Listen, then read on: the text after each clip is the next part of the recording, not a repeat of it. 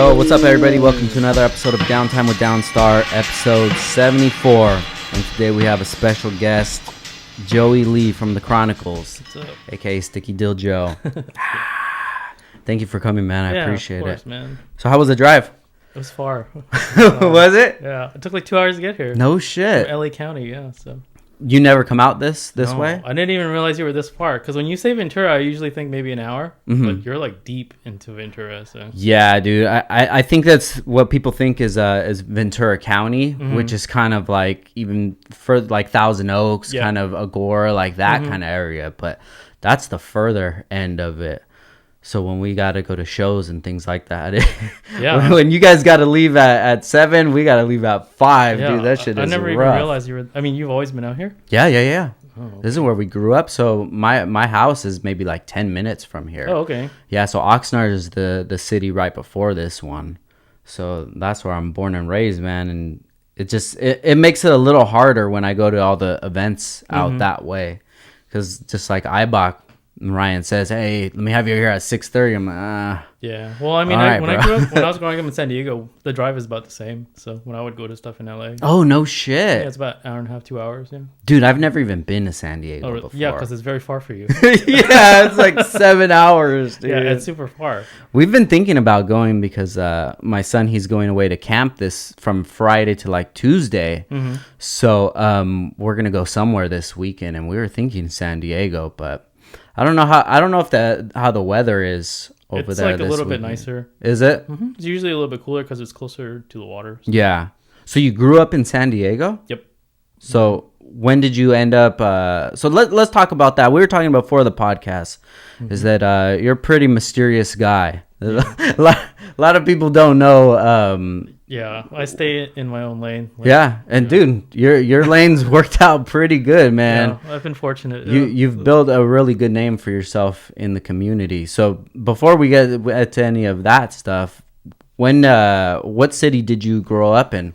I was born in Hong Kong, and then no shit. Yeah, but I moved over here when I was like 2. Oh, okay. Yeah. So I moved over here like when I was 2 years old back in '84. So, and I grew up in San Diego, like deep in San Diego, like close to TJ. Like my parents still live, their house is probably like 10 minutes away from TJ. From the border. Way. Yeah, I can see it from the backyard. Wow. Yeah. That's crazy, dude. I haven't been over there since, I was saying I'd never even been to San Diego before, only passing through when we used to go to. You can see it all in one day if you went down there. So. Really? Yeah. Oh, dude, we should check that out. We would go to Rosarito a lot. Back in the day. Been there, yeah. Really? Yeah, that's very different. Now it's probably. Did you used to go back in the day where they would have like Little John and shit there for Memorial Day weekend? No, I went way before because I'm older. I remember. So yeah, when I went to Rosarito for like spring break, dude, it was like, what year was that? 2001, 2002. Really? Yeah. So it's been a while since I've been there. But I used to go to TJ all the time to party because I could just drive there. We would drive to the border and then just walk over. That didn't make you nervous? No, it wasn't that bad back then. Yeah. I don't think I would go. Yeah. Before you didn't even need a passport. Yeah, I remember that, dude. You show your driver's license, you can get in. So yeah, we had some crazy times, man. We would park right there, right before the border, walk in, and we would just take a taxi. And I'm glad that my parents didn't know really anything about what I was doing. Yeah. It was different back then, though. Like people didn't think about that kind of stuff because there was no exposure to it. Yeah. Yeah. So anything that bad happened, like nobody would ever say anything, anyways. So yeah. So you grew up in San Diego. Yeah. And do you have any brothers or sisters? Or? I have an older sister. Yeah. She lives in Long Beach. Oh, okay. She's an artist. She does like comic art and stuff. Yeah. No way. So it's in the blood. Yeah. My parents were pretty creative, artsy people too. So no way. So what brought them from Hong Kong? They just wanted their kids to have a better life, I guess. I mean, most of my mom's side of the family had already been over here, and then so I think my mom was probably one of the last few people to come over with our family and stuff. And then my dad's family came over soon after that, and then they just settled here in Southern California. So were they all in the San Diego area? Mostly, yeah. That's crazy, dude. I always think about that, man. Like even me, I'm in Oxnard, and I just wonder like, how the hell did you guys come from Mexico and just end up here? How did you end up this far? Why'd you just stop like right here? Why did you just go a little farther or something? Yeah, that's crazy. So what was your childhood like growing up in San Diego? In childhood, I grew up in a Chinese restaurant. No shit. Because my dad owned a restaurant like pretty much most of my childhood. So most of my time outside of school would be at a restaurant, you know. So. And what would you do there? Just help out, you know, because that was the family business, you know. And then you would just help cook, clean, stuff like that. Is it still around? No, my dad sold a restaurant when I was like in high school, and then he worked a regular job as a chef somewhere else. So, and then we stopped doing restaurant stuff, and then I went to school, and then afterwards I worked at Craig Auto Parts. Yeah. I was listening to your podcast and I was hearing about your past, dude. Mm-hmm. So let's touch on that a little bit. So you worked at Craig, and was that your first introduction into the automotive world? Yeah. What made you work there? Was it just a job? I was into cars, and then my friend had already worked there, so it was an easy way to get a job. And then I was trying to get my car painted at the time, so I needed to make some money. So that was pretty much, and that's all it was for. Yeah. So how'd you get bit by the car bug? What was your earliest memory? I think I've just always been into cars. Like my mom, like I guess when we were kids, we do a lot of walking, because when we were poor back then, we just had one car. We'd take the bus to places, and then I'd always had a fascination with cars. I think Back to the Future was the thing that sparked my interest in cars when I was a kid. And then, I don't know. It's unexplainable. I've always just been around cars. So ever since you were a kid. Mm-hmm. Now I feel you on that, because like it was really into our family as well. Like my uncle was into lowriders and things like that, and I was into Hot Wheels. And sometimes you try to pinpoint it where that passion came from. I could tell you where different levels of the passion came from, but sure. it was something that I just naturally gravitated towards. Yeah, same. I mean, that's usually how it is, I guess. So you guys did a lot of walking? Yeah, because like earlier when I was much younger, my dad would be working, so we would have a one car, and then my mom, when we had free time, she would take us around on the city bus. You know, we just take the bus places. Damn, dude. At those times, did you think that it was a struggle, or did you just think that that was just normal life? That's all you know. So like my parents came over here, they didn't have any money, you know. So they just came over here, like got an apartment, and then eventually worked to the point where they were able to afford a house. But then I don't think there was at any point where there was anything that I like wanted that I didn't have, you know. When you live a simple life and things are simple, you don't ask for much, you know. So. Yeah, when I was growing up too, man, I kind of just I didn't think that we were poor, but I knew that there was stuff that I shouldn't really be asking for, because I knew that my parents were working hard to give us what they had, so I wasn't really the kid. You don't even realize it until later on in life when you're working yourself. You realize that how hard your parents worked to get you what you wanted, you know. Like, yeah, dude. I always say it, like I remember helping my dad out with a resume one time, and then just seeing his past work history and like how much he was making at that time, and it kind of just it humbled me a lot, you know. Just thinking like I never felt like we were poor or anything back then. I mean, we weren't. We had a house, we had a place to live, we had food. Yeah, I had nice clothes. It was just yeah, toys and stuff. Right? Yeah, I had toys and everything like that. I wasn't unhappy. I wouldn't go to somebody's house and say, "Oh man, I wish I had that." Yeah. But it just makes you think, like, dude, it was just the only person working. He had to take care of me, my two sisters, and my mom. And I never really heard him complain about things, besides just say, like, oh, no, we're not going to get that. Just general complaining. Yeah, I understand that. That's just the life that you know. I mean, that's it. So you always knew that there were people out there that were doing better, but you didn't want what they wanted, you know? Just like, well, that's just the life that they have. So yeah, it's really good, I feel, to grow up seeing that kind of stuff, because it makes you appreciate what you have. You appreciate the struggle and the grind. Yeah, and I think that that's what's helped out to get us to this position today. Yeah, definitely. Because I feel like if I were to you know, lose everything, that we would still be fine. I could still do those, like, you find another way, 1-bedroom apartment or something, make it happen. Yeah, you know. Yeah, you live your life not for the wealth of like material things; it's for life experience, you know. So that's important. And I definitely got lost on that road, you know, during my early 20s. It happens, yeah. But it just takes a little while for you to realize what's actually important in life. Yeah, and it really is those memories that you build. So you when did you start working at AutoZone? At what age? At Cragen, I was... Cragen. Right after high school. So, I was in college already.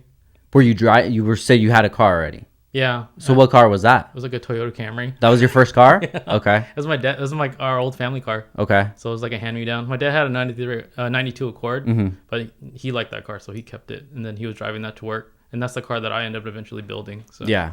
yeah, but I had a Camry at the time because that's all we had. So I was just into doing like weird shit to it, putting body kits on it and stuff, doing dumb shit. So where did you even get the information for that kind of stuff? How did you, were you getting it from magazines? Or? Yeah, magazines back then because like the internet wasn't that strong yet, so it would just be stuff that you saw or stuff that you saw at like meets and stuff. I don't know, like car gatherings with friends and stuff. Yeah. So when did you get into Hondas? I didn't get into Hondas until I started messing with that Accord. And then that was around like 03, 02. So I was into cars. Like I liked Hondas, but I didn't have one. So it was out of sight, out of mind kind of thing. So, yeah. About this time, how many car friends did you have? Or even regular friends? Do you have a lot of guys that you would hang out with? Or? No. Back then, when straight out of high school, when I was going to college, none of my close friends from high school went to the same school. So I was pretty much going to college by myself and then meeting people there. But the people that I knew were into cars, I met online actually, like on chat rooms and stuff, like AOL. Yeah. And then I would see them. I would drive up to LA because a lot of them were from LA. And then that's how we did car stuff. We just met up. We just get directions off the internet and then like MapQuest that shit. Print the map out. Yeah. MapQuest. For you guys that don't know, we had to print it out. In the directions back in the day. Yeah. But you remember that everybody was early back then because you didn't know where the fuck you were going. So. Yeah. Yeah. So yeah, you'd have to print out directions and then we just meet up. And then everything else that we learned, we had to learn from magazines. Yeah.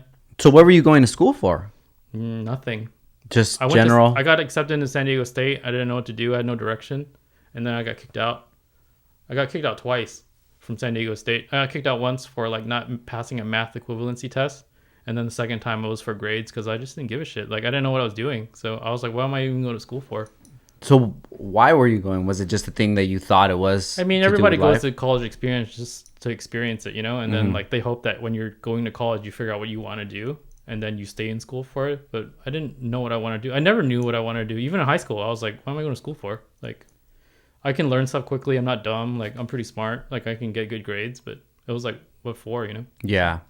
Was this somewhere that you were staying at, like a dorm or no? No, I was going to San Diego State, so it wasn't that far from the house. Yeah. I would just drive every morning. I think that's the only thing that really bums me out about not going to school was that the whole dorm experience. I think that would be pretty cool. Yeah, just being away, like far away and experiencing it. Yeah, just being young and dumb and having those fun times. Yeah, you didn't even attempt to go to college at all, huh? I went a few times, dude. There's the community college here, Oxnard Community College. So I went there a few times, and pretty much the only thing that I took away from that was my my interest in like philosophy and alternative thinking about things. Yeah.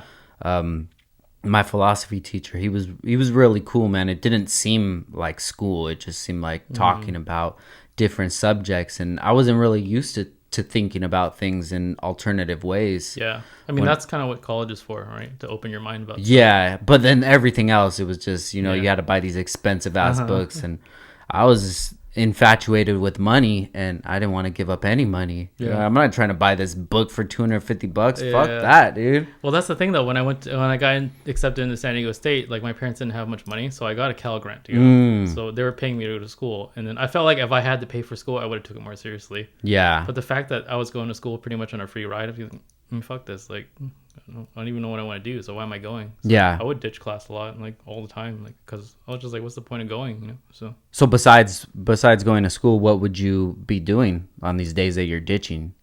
I would just hang out in my car, listen to the Howard Stern show on the radio. No shit. And then I would just like go to the school. Like there's an arcade area where there's like a food court and stuff. I would just play Street Fighter and shit. By yourself? Yeah, I mean, I would meet some people there that were playing, and then we would just chill. But most of the time, I was by myself. Yeah. Howard Stern, he was still on FM back then. Yep. That was what station was that? For LA, I think it was K-Rock. K-Rock. What was the other one? That was the K-Rock. Was that the FM talk station? Yeah. Because I remember when I was working at Best Buy, there was a sick lineup, dude. It was that when Tom Likas was still around. Did you used to listen to that?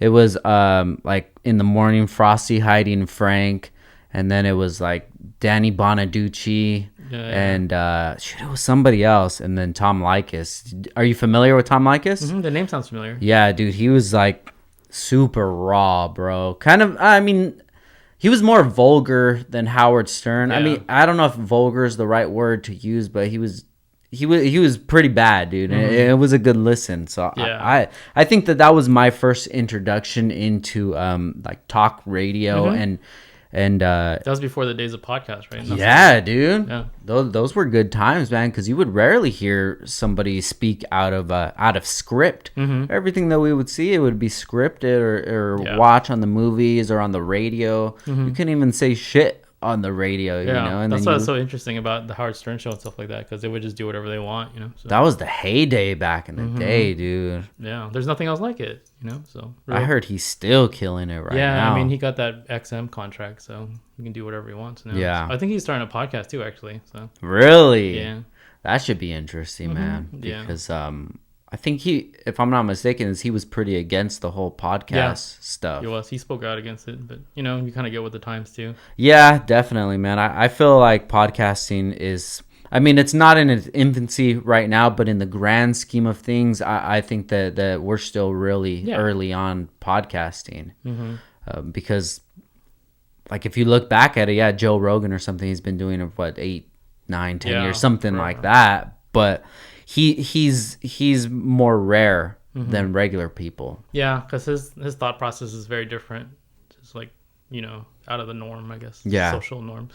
So early age, you realized that school wasn't your bag. And were you leaning more towards cars, or you were just doing whatever you felt was fun? I was just working to pay for car stuff. Yeah. So I didn't know that I was going to end up doing car stuff as like a profession, but it wouldn't have been bad if it did, you know? Yeah. So what was, at an early age, what was your most expensive purchase that you made? For car stuff? Yeah. I mean, I'd have to probably be wheels or a paint job, right? Really? Yeah. So when did you get finally get the Accord? I got it, let's see. I was around 2003 when my dad blew the motor on it. And then the car was just sitting, and he was going to dump it. He was going to get rid of it. And I was like, we'll just do an engine swap on it. Fuck it, you know? And then... I mean, make it cool. So. At this time, you already were familiar with engine swaps? Yeah, just from reading stuff. I mean, everything was trial and error back then, you know. So, and then I had another friend that was pretty mechanically inclined. So we would just work on it. It took forever to do just because it wasn't like a priority for me. Yeah. So the car just sat in the garage, and then it probably took like a year and a half or so for us to finally get the car running. So it was just a basic swap. Take that motor out and put put an H22 into an Accord. Yeah, it wasn't that difficult. You just have to rewire certain things, but then Well, what motor was in it at first? The stock F22. Oh shit! Okay. So, but the mounts and everything matched up. Got you. Very straightforward swap. Yeah, so it wasn't that difficult. So then you finally got this car running. What happened to the Toyota? I did a swap on that thing, and then it never ran right, and then I just got rid of it for cheap. So. A swap on that one? Really? Yeah, we're just doing. I mean. Just doing whatever. Yeah, back then we were just doing whatever we could, whatever fit, right? So, yeah, it wasn't expensive because those cars, they don't cost much, you know. So, and engines, you can get like a used Toyota engine for like, you know, $800. Yeah. I think of that stuff as so foreign, you know. If it's not a Honda, I'm like, oh shit, I don't know how. Yeah. But realistically, as long as it fits in there, like you can make it work. It's all nuts and bolts and wires. Yeah. So you got the Accord, and then the. Did you notice that your passion grew a lot more? I noticed that my passion grew a lot more because when I started getting into Hondas, I met a lot more people that were like very into cars, and then I liked the community of car guys back then. So this is about 05-ish, maybe? Yeah, 05, 06. Okay, so what kind of outlets did you have back then as far as forums, magazines, things like that? We had Honda Tech, and NWP came a little bit later, yeah. But it was most of the time in the beginning it was just Honda Tech, and then I remember in San Diego I knew a couple of guys. You know Rodriguez? Yeah. Yeah, they're all from San Diego, so we would hang out. We would meet up every now and then, just chat and stuff and hang out. Damn, that's dope, dude. Always talking to the older guys and just hearing about things where it kind of definitely makes me jealous that I wasn't around in those times. You know, I got the right hand in 2009, and that was my first event was IBOC 2009, and that's like I've missed so much stuff before that happened before Yeah. that. You know, I still feel like I got some of the tail end of the good old days. You know, especially I remember having a lot of good memories about NWP. 09 was a good time. 2010. Yeah. And that's when you started, right? In 2009. I started, like late 2008. So yeah, pretty much 2009. So between 2005 and 2008, you're just building your passion and meeting more friends. And when did you actually pick up a camera? 2009. Really? Yeah. How did that come about? Well, I started the Chronicles already, like in late 2008, and I was just like pretty much just like writing stories and like sharing stuff that I was seeing on the internet. So online blog. It was like one of the first blogs, I guess you can say, car blogs that was dedicated to that kind of stuff. And then I couldn't generate content without learning how to shoot, so I bought a camera. Like before that, I was borrowing cameras from like Loy, sport car from Loy. Yeah, and then I was just borrowing people's cameras and their gear. So what was your motivation to even start a blog? I had nothing to do. I quit my job in like 2005, 6. I quit my job, and then I was just trying to go to school again, and it wasn't really panning out. And then I had started doing freelance stuff for Honda Tuning. Because I moved up to LA in 2007, and then I didn't have anything to do. And at that time was the transition period in Honda Tuning when they were changing editors. So I just hit them up. I was like, hey, like I know I can write. So I was like, do you guys need writers? Like I can write, like I can't shoot, but I can write stories. And then at that time, they're always looking for kind of fresh blood, And then so I got on board with that. I started writing some stories, and then that's when Speed Hunter started picking up too. And I was like, well, what if we had like a site like that, but it was more dedicated to the stuff that we were into, like Hondas, And then at that time I had some pretty good friends that they were doing some cool stuff, and I was like, well, I mean, no one's covering this stuff, and like no one's showing the world what we're doing, so why not show it? It doesn't hurt. Yeah. And then I would hit up a couple people about like, hey, like I kind of want to start this website if you want to jump on, and like we can like kind of work on it together. And then nobody was really for it, so I just did it on my own. Wow, dude, that's crazy. Just at that early of time that you realized that there was a lack of information out there. Like that really didn't even click to me. When I jumped into it, it was we had NWP, and that was, guys, if you weren't around at those times, that was Instagram. Yep. That was Facebook. That was our interaction, our community. Yeah. It was as soon as you had a chance to get to a computer, you were like, oh, let me check my inbox. Yeah, because you can see everything. There's car stuff, there's general stuff that you can see, like hip hop stuff, or like any kind of like funny news story, stuff like that. It was all on message boards, So at that time, how did you even know that you had a skill in writing? I just naturally from high school on, like I would always have I was a naturally good writer, I think. So I could always do a pretty good job of telling a story. And then I just ran with it. So like my sister was really good at drawing and art, and I was more of the writer. So at that time when you started the Chronicles, so was it the Chronicles back then? Okay, so when you started that, what made you think that the pictures were an important part of it? Because I remember very early on that most blogging was just text, and of course pictures helps out a lot, but seems like pictures took a little more of the forefront. Yeah, early blogging that wasn't car related stuff. It was mostly long form words or like short paragraphs, and then but you also had a lot of websites that were only doing event coverage back then. They would just post photos, and then they wouldn't say anything. It would just be big batches of photos, and you would just be scrolling. So I was like, why don't we present photos with captions or words and tell the story about the event instead of just showing the event? So what was some of your earliest content? Earliest content would be like, say, like I would just be searching the internet constantly for what stuff that's going on in Japan, just like stuff that was unseen, and then I would kind of share that stuff, or like even stuff on forums. When forums are starting to get super cluttered, I would just like post cool stuff that I thought was cool, like car stuff, and then some stuff that like Loy and whoever I was hanging out with at the time, what they were building, and then I would just post them up. So at this time, about 2000, let's just say 2008, 2007, around there, who are some of the people that were in the community that are known or are still around to this day? It would be Rodrez, those guys, like all the NWP guys. Got you, Ryan and them. Yeah, Ryan, like Jeremy Gilman and all those guys. Yeah, they were the guys that had the really nice cars at the time, you know, because they're pretty much a generation older than us, Yeah. or than me, and I mean we're the same age. We're not even that far apart in age. I'm 34. Yeah, so we're only 3 years. Yeah. So yeah, they were like the people that we looked up to, you know, and then it was cool because back then, like nobody knew who the fuck I was, you know, like nobody even cared. Like I just had an Accord, and I was like the least common denominator of the car. Yeah. So, but those guys were always cool enough to invite me to come along and stuff, you know. And then I would go on cruises with them, or I would go to meets with them with our cars, and then that's how I got to know them. And then I knew Freddie from Auto Fashion at the time. So whenever I wasn't hanging out with Rogers and them, and then the guys from Auto Fashion were doing shows, they would always invite me to come along too, and I would park with them. So. Wow. And That's then dope. I mean around that time that's when I met Mikey and all them too, the Phase 2 guys. Oh shit, bro. Yeah. That's a crazy time, man. I was actually just talking to I went to lunch with Guillermo earlier today, and we were just talking about back in the day, and for me probably one of the biggest changing factors in my like career, or whatever you would want to call it, would be Nisei 2009. Yep. Dude, that event, that was crazy, bro. It was just I can literally probably write a good few chapters just about that weekend, dude. That was the mecca back then. Yeah, it was, and that was the whole Phase 2 time. And so before we get into that, the blog started picking up. When did you notice that you had something?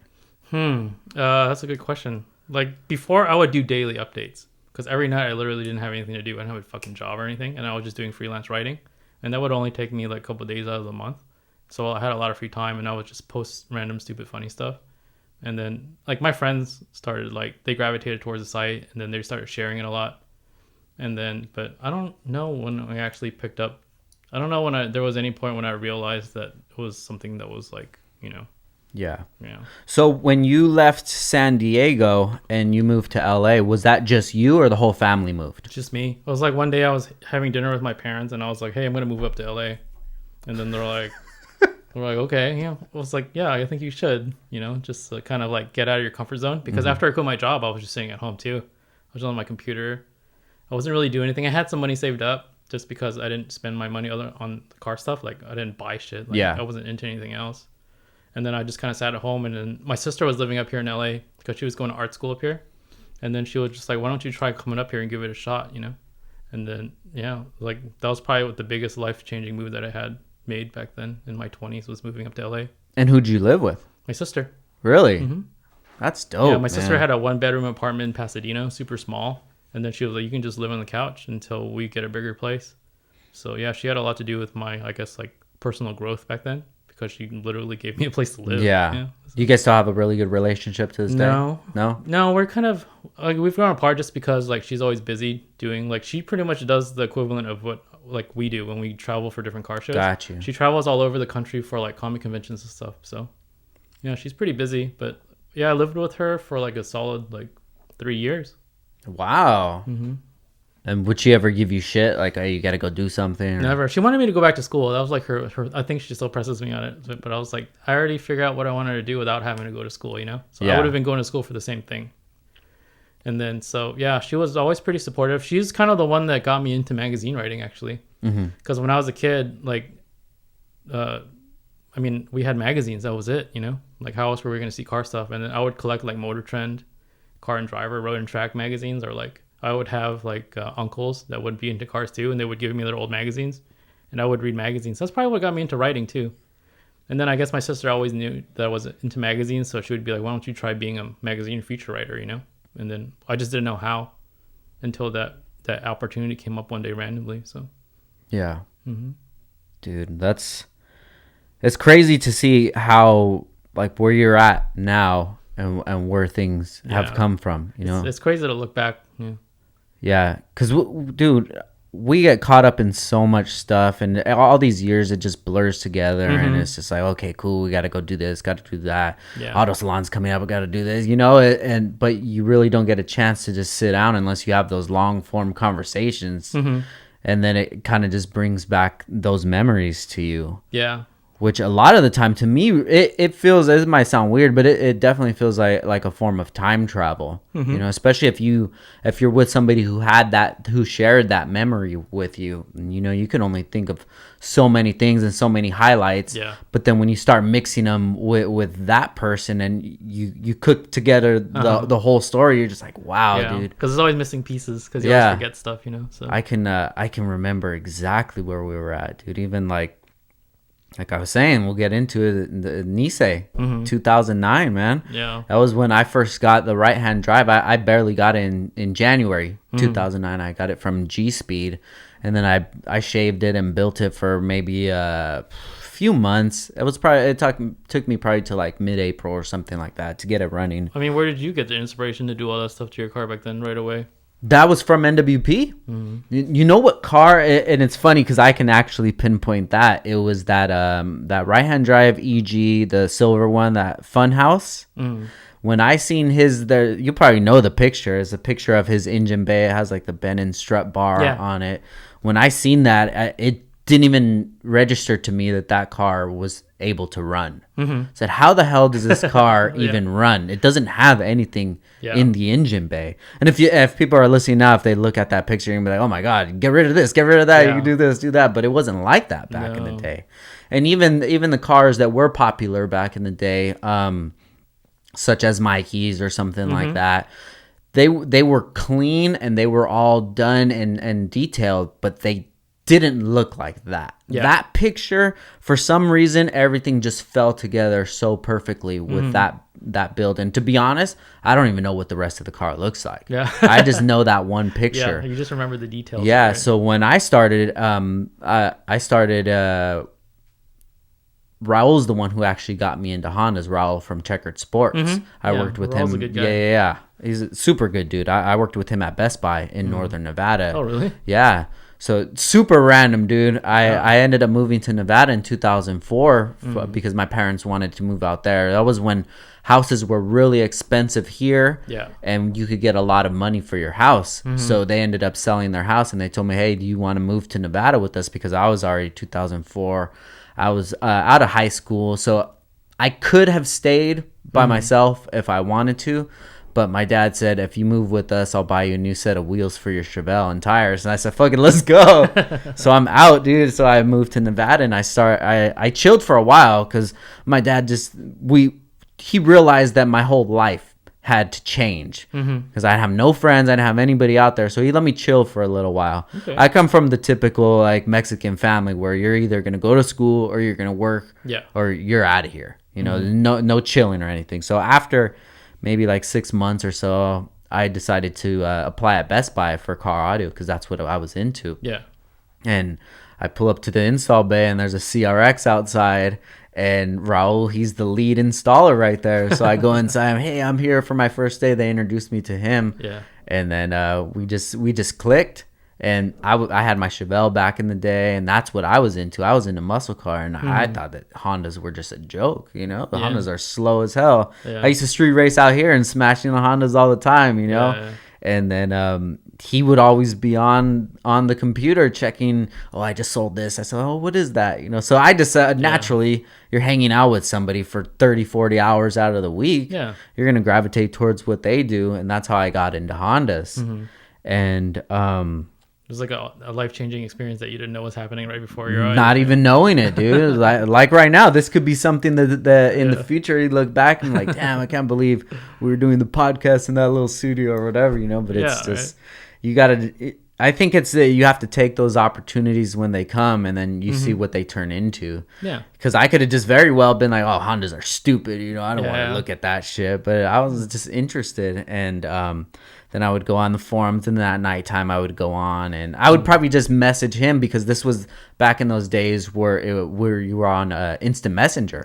So I was on AOL with my buddies back here from California, from Oxnard, and then I would be chatting with Raul, and then he'll say, oh, check this out, check this link out, check this car out, whatever. So I was just going through the Shave Tuck threads, and then I would see the cars. And that was the one that stood out, that Funhouse's EG. That was a pretty big thread back then. Yeah, dude, that shit was so awesome.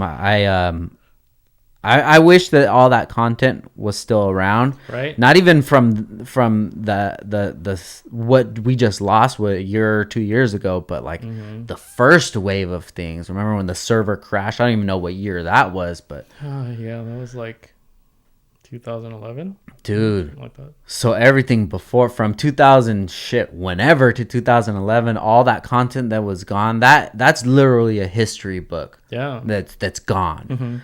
So when I decided to get the right-hand drive, I kind of already had ammo loaded up. I knew how I wanted to do things. I was already good at wiring because I worked at Best Buy. We're doing alarms and stereos like that, so it made sense to me.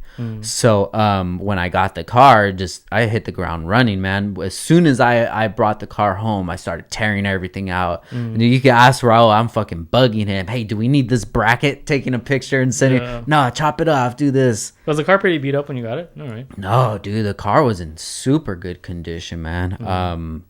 That wasn't even the original car that I was gonna get. I put my deposit on an EK. It was a silver EK, and I saw the right-hand drive, the EG first, and I wanted that. But then, do you know George from G Speed? I'm familiar with him. Yeah. Okay, yeah. So I knew George from Raul because Raul would always get right-hand drives. So that's kind of what even introduced me to that.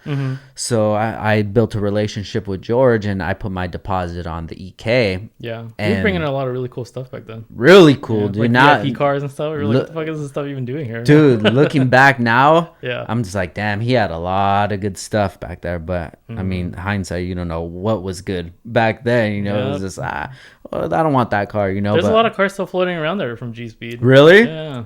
He made an impact, man. So it was funny, man, because that I had my deposit on that EK. And it was like $3,000 or something like that. So I went with my pops to LA to go pick it up. We had the trailer and everything. And once we get there, the EK had damage on the roof. Like, I guess it moved around. It had a big crease on it. So I was just already bummed out, man. I'm like, fuck, man. And then I seen the right-hand drive, dude. And I think it had already been sprayed again because the paint was really good on it. And I told George, oh, was this the car that I was going to get? He's like, oh, yeah, that's the one. I said, did anybody get it? He's like, no. So I told my dad, dude, I want this one. And, of course, my dad don't know anything about Hondas. He's like, dude, you're going to pay $3,000 for this car? Yeah. It doesn't even have a motor in it, you know? But I brought it home, started tearing it apart, and it took me a few months to get it done. And as soon as I finished it, I was ready to hit the road, bro. I didn't even have it registered, obviously. Yeah. But it was... If it's hard now, like back in the... It was a little easier back in the day, but it just wasn't so normal that you just walk into the DMV and register it. So I had my plates from my Chevelle from Nevada on the right-hand drive. And I was not just driving it. I was driving it to the fucking meets, dude. Like, I just didn't give a shit, bro. Yeah. And then when I was out there, that's when I met Guillermo. And we created a relationship. And then he's the one that told me to... that I should go to Nisei. Yeah. Because the car was pretty clean for what it was. You know, if you were to bring that car to your local meet, it would stand out because I took my time on it. I remember we even sprayed it in my shared garage at my apartment on a Saturday morning, bro. The whole block smelled like paint, but it was just, you know, when you get that bug, you're like, I don't give a shit about it. That's when you had Schumachers on it, right? Or... no, this was a little before that. So at first I started out with some drag DR20s. And if I'm not mistaken, I got them from Tony from Ibach. Oh, really? If I'm not mistaken. Why the hell did he have those things? Dude, yeah, drag DR20s, they were like the gunmetal color ones. They were probably like $300-$400. I need to ask him next time I see him because I'm pretty sure that's who I got him from. Maybe he won't be honest with you. Like, I never had that shit. So I ended up getting those, and that's what I was rocking. And Guillermo was like, dude, you got to come to Nisei. It's some big show. And I didn't know anything about anything. Yeah. Everything that I knew was just from NWP kind of stuff. But, you know, seeing stuff on NWP, it didn't register to me that, these guys are an hour down the way. Yeah. These are dudes online. You know, just like yourself, dude. You guys you're a mod, you know? I held you guys so high, like, oh my God, these guys are just fucking celebrities in my eyes. So he's like, come to the show, but the only thing is you can't have those wheels on. I'm like, dude, this is all I have. He's like, well, my buddy Tom, he's going to let you borrow some wheels. Oh, 1320 Tom? Yeah, 1320 Tom. So that was, he let me borrow. I think those were the Schumachers. Mm-hmm. Yeah, those were the Schumachers. He let me borrow those. That weekend. So that weekend was super significant to me. How about you? Do you remember that weekend? Yeah, I remember it. I remember the show because I mean it was pretty much as a gathering of all our friends, but for me, the Niseis that made an impact were the ones that were the years before that. So, oh, really? Yeah. Yeah, dude, I really wish that. 09 was a really good one, though. Yeah. Yeah. I think any time before, like 2013, 2014 and on, that show was still pretty good. Yeah, I think maybe it was 2009, 10, and then after that, it kind of had a different feel because other stuff started coming in too. Yeah, dude, so, like, it was really competitive at that time. I'm really glad and grateful that I ended up going that day. And dude, I'm rolling. We ended up staying at Chase Bay's house. Oh yeah, in Woodland Hills. Yeah, I think it was. I think it was at LA. Yeah, so you could just imagine, bro. I'm seeing all these people online, and we're actually staying at Chase Bay's house, and Chase was like huge back then. Yeah, he was like pretty big at that time already. It was big, dude. It was him and Rywire. Both of them were just huge. I mean, from the outside looking in, to me, that's what it looked like because all the most famous cars online were either rocking either one of their hardware, or harnesses. So to stay at his house, I was like, oh shit, just starstruck, bro. And that weekend, just meeting everybody, and even going to the show and getting staged and having Mikey stage my car. Like, what the fuck? It was nuts, man. Yeah, that was a good lineup too. Yeah, it was, dude. That was a good time. There was a lot of cars that aren't around anymore, but it was a dope time, man. So what was the show that kind of had that impact on you, if there was one? It was the Nisei that was around 2007, I think it was. It was at a different venue. Oh, really? Yeah, because they were already kind of back and forth about using that lot because they were trying to build shit over it. Yeah. And then they used a different lot, and that was probably the best show I've ever been to. Because at that time, there was like everything was pretty fresh. There was like barely any K-swaps, you know? And then like all the guys that had a nice car, they were all parked together. And the show was pretty small then too. Nisei has never been that big, but at that time it was pretty much all quality, you know? Like there's like a good like wide range of cars there, but all the Honda stuff was really good at the time. Yeah. Was it with them doing screening, or do you think it was just the name had so much? No, they didn't even screen back then. Really? No. Because, there was a lot of cars there, and they were all really quality cars. Yeah. And you kind of don't see that anymore nowadays. I think they didn't really screen back then, but I think they did, where they would just be like, hey, I know this guy. I know he's going to have a good car. Like, you didn't have to submit photos or anything back then. Like, people kind of knew who you were because the community was pretty tight back then, you know? And then, so, like, if you were familiar with who they are, that you know that they're going to have a nice car already. So there was no screening back then until, like, I would say they started doing screening like less than 10 years ago, I think. Really? So let's jump into this time frame. And this time, phase 2 is blowing up like crazy. Yeah. How did it feel being a part of that, or just being around that? It was cool seeing it because like at that time, you know how social media wasn't big yet. All we had was like MySpace. Facebook was very much like an infant thing still. Like there was no IG yet. So everything was done through forums, and like Mikey used to always call himself the internet celebrity, and like that's what he was back then, you know, because he knew how to market himself and like Arnell's car and like all his friends. Like he was very good at pushing that on the forums, you know, and what they were doing was pretty different back then, you know, because there was no real stance stuff yet. Yeah, you know? There was no Hondas that were really sitting on aggressive wheels, and then. I mean, looking back on it now, we didn't realize it, but those guys, they changed the landscape. You know, like I've actually I've went on record and said that a few times, that if it wasn't for the phase 2 guys, that this community that we know nowadays, not even Hondas, just like the entire import and going on to domestics, this stand stuff, it wasn't around back then. And the cars that I really do remember was Arn's, Mikey's, and Sid's DA. Yep, it was those 3, yeah. And those were really the only 3 cars that when I seen them, I said, what the fuck is wrong with that car? They had another car too. Tina had an Integra. She had a sedan. She had a DB1. It was like a the DA chassis. Yeah. It was a 4-door, and it was pretty nice. It was slammed on SSRs, and that car got stolen.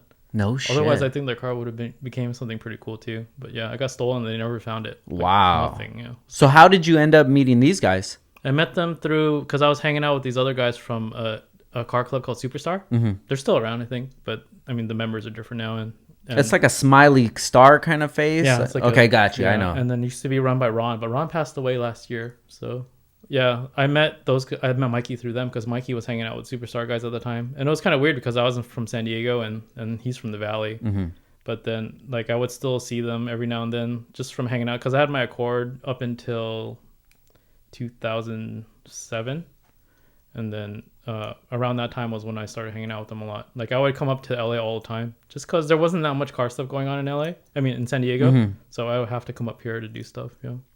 So we totally skipped over the whole Accord, and I don't even know if people really know much about that car. I don't think people realize that I build cars yet. But it's fine. Like it's cool too. So before we get to the influence that Phase 2 had on the entire world, what's the history of the Accord? When did it get to that point that you felt this is a show car? And then what was the final ending of it? I mean, I built the Accord. I finished it in early 2006 or late 2005. And then I would just drive the car to work every day. I was still working at Cragen back then. And then somebody came in one day and they're like, hey, my friend wants to shoot your car for a magazine. And I was like, why? It's like, no shit. Just an Accord. Yeah, back then I had repainted the car Lambo green, like that dark Lambo green. Okay. And then it had CPRs on it. Those were my favorite wheels. I built that car around those wheels.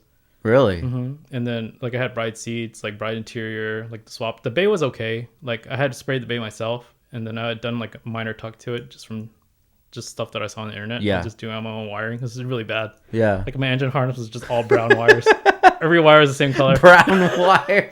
Yeah, because I mean I worked at Cragen, so I would just buy like wire from there, and then it was always on clearance because who the fuck wires stuff with brown wire? Right? Yeah. So I just bought brown wire and then just made my own harness. Unless it's a lamp or something. Yeah. Right? And then so the car was nice. It was decent. Like it was pretty low, and like the car looked nice. Like it was pretty polished, I guess. And then I guess back then for an Accord like that, like nobody had really made them that nice. I guess I don't know, but it was just a daily driver for me. Like I was just cruising it, and then I guess they were just like, yeah, we want to shoot it. I'm like, well, I mean, I don't want to like. I wasn't completely done with the car yet, but at that time, like magazine features were like, like top tier. Like it's not easy like it is now, where somebody just like hit you up on like DMs, like, hey, I want to shoot your car for a magazine. Yeah. Like back then, it was like pretty special, So I was like, I don't want to miss out on opportunity. So I was like, yeah, let's do it, And then the guy that wanted to shoot the car ended up being Rodriguez. Oh shit! Yeah, and that's how I met Rodriguez. So I met up with him, and then he shot the car like maybe a few weeks later. And then I was just like, it's cool to be in a magazine, And then, when you tell your parents or your friends, like, hey, my car's going to be in a magazine, like the Asian parent thing is always be like, did you get paid for it? Like, of course not, Like it's like an honor to be in this magazine. It's like a big thing, Honda Tuning was like starting to get pretty big at the time. Yeah. Before it was just a kind of like a second tier magazine where they were just reusing old features from like Super Street. No way. Mm-hmm. Yeah. Wow. Before it was like a supplementary magazine. It was like really thin. And then at that time, they started building because Bob Hernandez was running at the time. And then Rogers was doing pretty much all the work for that magazine, just all the freelance stuff. And then, like, one day I was just sitting at home, just chilling, watching TV. And I was on this Accord forum, CB7 tuner. And it was just all CB7 guys, It's like all Accord nerds. And then I knew this guy named Chris Sullivan. You know Chris Sullivan. Yeah. Back then, he had an Accord just like mine. But I had never met him in person. We were just chatting online all the time. And then he sent me a picture. He's like, congrats. And I was like, what are you talking about? He's like, dude, your car's on the cover of Honda Tuning. I'm like, no shit. I'm like, why the fuck? I was like, what? And he's like, yeah. And then he sent me a picture because he saw it at Walmart or something. And then I was like, oh shit, no fucking way. So like, I immediately got up and then I like drove to Walmart and like Ralph's and all the supermarkets. And I couldn't find them because they weren't out here yet. I guess the West Coast gets it last. So it took me like a couple more weeks until I actually saw it. But then prior to that, it was just a photo that he took like on some whatever digital camera they had. And then, my car was on the cover of a magazine. And then, like, I don't know, it was a cool experience, I got the plaque and everything, got on the wall. So it was pretty cool. Like at that point, I think my parents started realizing that, like, I knew what I was doing with cars. So they didn't really press it. Yeah. Because before, they were just like, why are there all kinds of shit, like, in the garage or whatever, So, and then, so I kept the car for a while. And then that's when NWP was getting really big. And then Rogers also shot it for NWP, so there's a feature on there. And then eventually I just I wanted to try something different, and I was getting into VIP cars at the time. And then a guy that I knew was selling his Q45. I think he worked at Speed Alliance, a shop down there. Mm-hmm. And then I was just like, I really want this car, so I pretty much sold my Accord, and then I picked up that car, and I still own that Infiniti till this day. So. Really? Mm-hmm. So what year was this when you picked that car up? Late 2007. Late 2007. Do you regret getting rid of the Accord? No. I think I had done everything that I wanted to with it, you know? And then it was the chassis had like 240,000 miles on it. Oh, shit. So there's a lot of stuff that was starting to get old. Like, it looked nice on the outside, but like the suspension and stuff needed to be overhauled. And then I was just like, I just want to do something different. So you had no idea that it was going to be on the cover or when it was going to come out or anything? No, I didn't even think that anybody gave a shit about it. Like, after I got the car painted, I just thought it looked cool. So I drove it to like the elementary school down the street from my house because it was an empty parking lot. And then I just took some pictures of it for Honda Tech. And I guess that's how they found me. So, damn. Yeah, I just posted on the appearance and like forum on Honda Tech. Do you still have that magazine? Mm-hmm. No shit. I've never even seen that before. Yeah, that was like wow, a long time ago, dude. So it was like late 2006 and 07 when it came out. Yeah, I kept the car I thought I kept it for a while, but then I started coming up to LA a lot, and I was driving that car back and forth, and it was like starting to get pretty uncomfortable. Yeah. Yeah. So when you moved to LA and you're hanging out with the Phase 2 guys, what are you driving at that time? When I was coming up to LA just to hang out, I had a 4Runner at the time. So I drive a 97 4Runner. But then as a car, I had my Infiniti. I started doing stuff to it right away. So, and it already had some stuff on it when I bought it. So I like had suspension and wheels on it already. So yeah. So when when Phase 2 started doing some of the stance stuff, I remember at first with the Hondas, and then Mikey went with the XB, and that was like, that was even crazier. Yeah. That one just took it to the next level. Did you foresee this being a trend that was gonna catch on? No, because everybody hated it at the time. You know, they were like, "What the fuck are you doing?" You know. Yeah. And then like, I don't even know how he got into it really. I know he started with those Enki 92s that he put on his Integra. I thought that was the ugliest shit ever, and I used to always give him shit about it. You know. And then he started stepping up into 3-piece wheels like J lines and stuff like that. And then that's when it really started taking off. Yeah. And then Arnell's car was super nice at the time because he had those equips on it. And then that car got stolen. Oh shit, that's right. It got stolen. Then we found it. Oh wow. Yeah. And then him and Sid were always hanging out, and they worked at a body shop. So that's why they were able to kind of manipulate the fenders and kind of get the car to sit right. Like if you ever looked at Arnell's EG. Like, you'll never find an EG that has headlight and corner light placement as good as his car does. Really? Yeah, because it was perfect. Yeah, because he's, like, very about details. You know, he's a really quiet guy. But he knew what he was doing, so...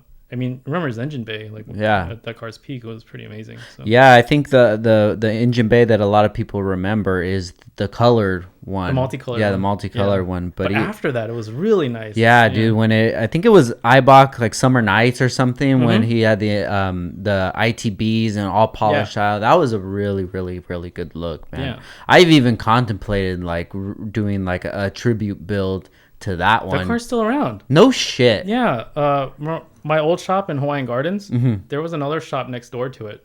And then there was a customer that owned the car. We tried to buy it back. He wouldn't sell it to us. No way, dude. That's history, bro. There's very few cars that, to me anyways, that I see that are part of history. And that's definitely that car's iconic, man. Like, people love to deny it. They're like, this car is stupid. It kind of brought in the stance era, so they hate it. And then it was like, dude, that car, it changed the game, man. It was like...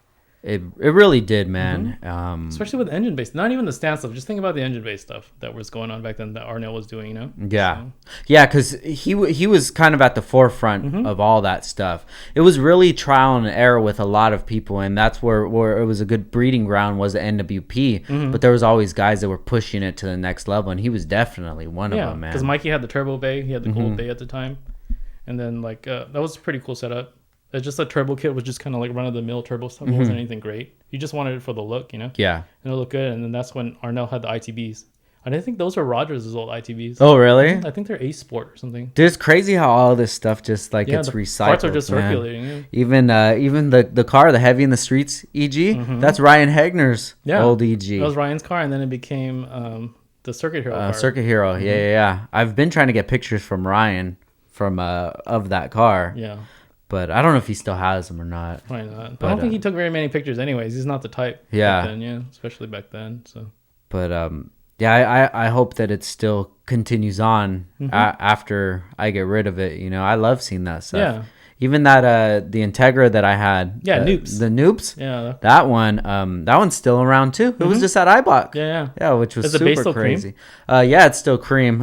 It's a little beat up. The engine bay is a little beat up. But it would be nice to see it. The car was nice. It was like an old Kosoku car, right? Yeah, it was. Reggie. Yeah. That was Reggie's old car, man. Yeah, that car was really nice. Dude, that was a super come up, bro. I got that car for $10,000 with everything on it, dude. Yeah. Spoons. It had the spoon cluster, spoon mirrors, 5-lug, turbo K. Dude, it had the. Oh yeah, that's when he had a case swap in there already. It had the Recaro seats. Dude, that car was fucking ready to go. That car was ready to go to a car show. I was surprised nobody bought it back then because it had everything already. Yeah, and for $10,000, dude, that's like, if you think about it, I've probably made my money back so many times. What year did you buy that car?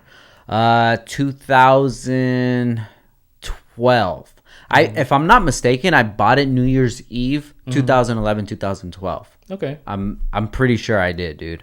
And I kind of wish I didn't get rid of it. Yeah. But I ended up getting the RSX, and I ended up, just being able to flip things, flip parts, and flip that car and turn that car into something else. I raffled the RSX off for like $7,500, dude. Totally. Yeah, and I came up on that one. But still, sometimes when you look back, it's like coming up. Yeah, that's good, but it would kind of be nice to have just kept it. Yeah, how it was. Looking back at it now, that's how it is, though. So. Yeah, but I mean, that was a fun build, dude. I loved having that one, with the cream engine bay and stuff. The outside of the car was so nice, dude. It was shaved like a Type R, but you couldn't really tell that it wasn't a real Type R. They did a really, really good job on it, and it's dope to just see stuff like still going around. It was like a straight spoon ITR replica, right? Yeah, dude. So. And it's nuts, man, to know that these like physical objects, they're physical objects, but they have history to them as well. They have a lot of value to them. Yeah, and they go on living shit even past some of us. Yeah. And until that car gets to its final resting place of whatever it becomes, whether it goes to the junkyard, gets stripped, gets crushed, it's still a piece of metal, and until it turns into something else, it's still a living entity. I mean, at least that's how I think about it. I mean, just think about Mikey's Integra. It's like in Japan now. It's fucking beautiful still. Dude, I just saw it. It was like two auto salons ago when I went on when we went to Osaka. Yeah, I saw it right there, and that made me feel good to see the car there. Yeah, it made me feel good to see the car when he got it back. I just wish that it would have went to the way that it looked before. I mean, it really looked good when he finished it again, but it's just like it had a good nostalgia to it. Yeah, when it was in that kind of gold engine bay days. Yeah, I mean, after we got it back, it was kind of just like an evolved version of that, right? So it was the next step. So it's cool to see that the car is still in perfect shape now. Yeah. Like, I wish Arnell's car was over there, too. It would have been nice to see. Yeah, right? Dude. Yeah, because those guys, they appreciate the history behind that car. And, like, the new owner now, he loves that car. Oh, really? He drives it all the time. So he hasn't changed anything on it. So. Yeah, it looks exactly the same, man. That's super tight, dude. It's just... It's dope just to be able to talk about this history of things. I mean, that car is pretty iconic, too. Like, people probably remember Arnell's EG more. But yeah, Mikey's Integra. Is Arnell still around, or is he doing car stuff? I haven't seen him in a couple of years. Really? He still has his E30. I think he's always going to be into cars because he's a car guy, but he doesn't like public attention. He's never been about it. Even when his car was at its peak, like, everyone thought it was Mikey's car because Mikey was the only one posting photos of it. Yeah, that was good times, man. And then so after Nisei, after being experienced to all that kind of stuff, knowing that these guys are, I hold them so high in my head, but they're not out of touch as far as I thought, and that I think going to that show, Nisei, and getting that experience really boosted Downstar a few years ahead of its time. It kind of laid the foundation. Definitely did, man. And it felt good, dude. It felt good to just be at the show and being able to talk to everybody and getting that sort of recognition. Just like you were saying when you would go and you would hang out with Rodriguez and them. Yeah. It was never really a thing of like, oh, no, you can't come hang out with us. Everybody was really accepting, which was dope. Well, that's the great thing about forums back then. Everyone was kind of even keel, you know. So now it's social media these days. We're driven by numbers. Yeah, so it's like, oh yeah, if you have a big following, people won't want to talk to you, or they think that you're not gonna want to talk to them because you have numbers or whatever. And it's like, doesn't mean anything. Yeah, things are really skewed nowadays, and it's very weird. And especially looking back at how things were to now, it makes you miss a lot of the way that things were. Yeah, but of course, I mean, you can't change it. You could just be the change that you want to see. And I think that I've come to realize that as of late, within the last even 6 months, I've been changing the way that I'm thinking about things, and I'm trying to make everybody else's experiences as enjoyable as it was for us back in the day. 34 now. Yeah. So like usually around like 32 to like 34, 35ish is when you're, as a man, like your brain really starts to settle in. You know, and that's when you really start figuring out things and like you understand life a little bit more. Because, you know, like guys, their development is not as quick as women are, you know. So that's why women always date a little bit older. Yeah. You know.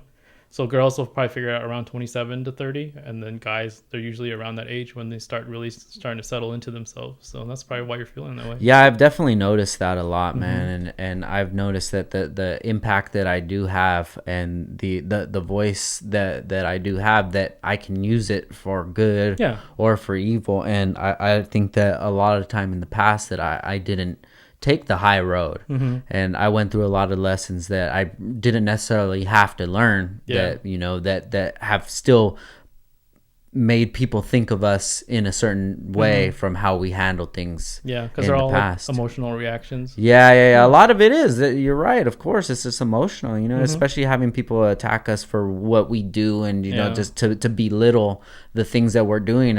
So of course, I'm gonna be like, well, I'm doing this, I'm doing that. Well, I mean, if you're never criticized for anything that you do, that means you're not doing anything, right? So so I must be doing a lot.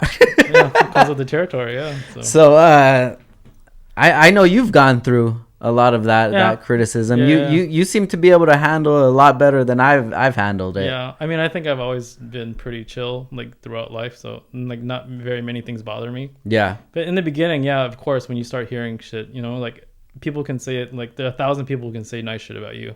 But like 1 or 2 people say something bad, and that's what sticks with you, you know? And I mean, that's just how human nature is, you know? So you just have to learn to kind of ride it out. Yeah. How early on did you notice that you were getting negativity or blowback from what you were doing? Like 2009, 2010-ish, like pretty early on.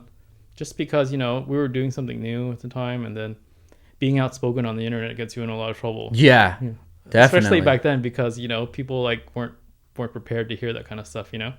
So like when I would post cars and stuff, like I would kind of sometimes say things that I didn't like about them, or I would kind of like, you know, half-heartedly joke about it, you know, just because, I mean, I naturally kind of talk shit because like, because I just find humor and stuff, and then people don't read it the right way, or they don't accept it the same way, you know. So I had people confront me before at car shows too. I had a Nisei one year, actually. No shit. Yeah, what year was that? 2010. Yeah, some guy came up to me because I had posted a photo of somebody's Civic or whatever, and it like had like this weird panda theme to it. And like the guy put a fake cage over the car because it was like a panda, you know. So okay. I thought it was funny, so I kind of joked about it. And then his homie came up to me at a car show, and then he like confronted me, and then he was just like asking me why I was saying all this stuff and blah blah blah, and saying that he didn't appreciate it, and he was like pretty aggressive about it. And then I was just calmly, I was holding my camera, so I put my camera behind my back, and I was like, you know what, like, you're entitled to your opinion, and I'm glad that you expressed it to me that way, but like I'm also entitled to my opinion, and I can say what I want, you know. If you don't agree with it, you don't have to agree with it. But I mean, however you want to handle it, we can handle it, you know? So that's just how it is. Yeah. I mean, when you break it down like that, it makes total sense. But I remember reading some stuff back in the day. I'm like, damn, if that was me, I'll have my feelings hurt. Yeah. So did you realize that people didn't take things the way that you did? Like they didn't have the same humor. They had a more emotional way of looking at things than you did. Yeah, you realize that fairly early on that like people just weren't used to that type of exposure back then yet, you know. So, dude, imagine how things are nowadays when people just openly roast people. It's because they know that you'll never see these people in person. You know? But back then, we were just doing stuff locally, so it was very common for people to just be like, "Hey, fuck you! I don't agree with what you said," you know. So, and I mean, that's life. Like, what are you gonna do? We're not all gonna agree on shit, you know. So, like, I'm not doing it out of spite to hurt you in any way. That's just an opinion, you know. It's like a point of view. Yeah. So, at what point did you think that it was of value to put out your opinion, or did you feel like you just wanted to be honest with yourself and this was your platform and you're gonna do whatever you want? I just wanted to be honest. And then if people didn't like what I was doing, nobody's forcing you to look at it. Like, you know, we're not cramming it down people's throats. Like, I don't buy ads. Like, I don't buy anything. I don't pay money to like push my shit onto anybody, you know. Like, if you like my shit, come look at it. If not, there's plenty of other things you can look at. It's the internet. It's the world wide web. Like, you can literally look at anything, you know. So yeah. Okay, everybody, we're going to take a quick break for our sponsors, and we'll be back in 1 minute. Yo, what's up, fool? Make sure you check out Downstar for all of your dress-up needs. Get it poppin' over here. We have all the kits for the K series, the B series, the transmission, the mounts, the engine, the Toro, baby. We have the hardware for the seats, for the stereo. We got it for the speakers. We got it for the lug nuts. We got it for the air valves. We got it for everything, dog. So you make sure you hit us up at downstarring.com or you call us up, fool. You can even text us, lame, 818-937-3472. Just shoot us a text and tell us what's up, dog. I need some fucking balls in this bitch. Hit us up, downstarring.com. Hey, and if you got an Instagram, slide in our fucking DM at Downstar. Wait, hit up the homie, Frank_Downstar. He's the one that takes care of all the DMs. Hit that level up and shoot him a message and he'll get you all taken care of real nicely. Damn, that was a big stand that you took. Back in the day. Have you felt that your stance on things has changed, or the way that you put your opinion off? I mean, as just like generally growing up and maturing, you kind of, your point of view changes, and like the more life experiences and the more things that you see makes you value things differently and look at things a different way. And then now that I have a bigger audience, I find myself not being as like critical, or outright voicing stuff that I don't like that much, just because I know that there are a lot of people that may take it the wrong way, you know. And like now in my older years, I'd rather kind of promote a more like positive message. Yeah. Back then, did you feel like you had a large platform? Did you know? I think I realized that it was getting pretty big around 2011, 2012. Yeah. That's when the site was probably at its peak in terms of site traffic. Because we don't look at site traffic the same way anymore just because of social media numbers. Yeah. But yeah, I think that's when the site was pretty big. And that's before I even went to Japan, so...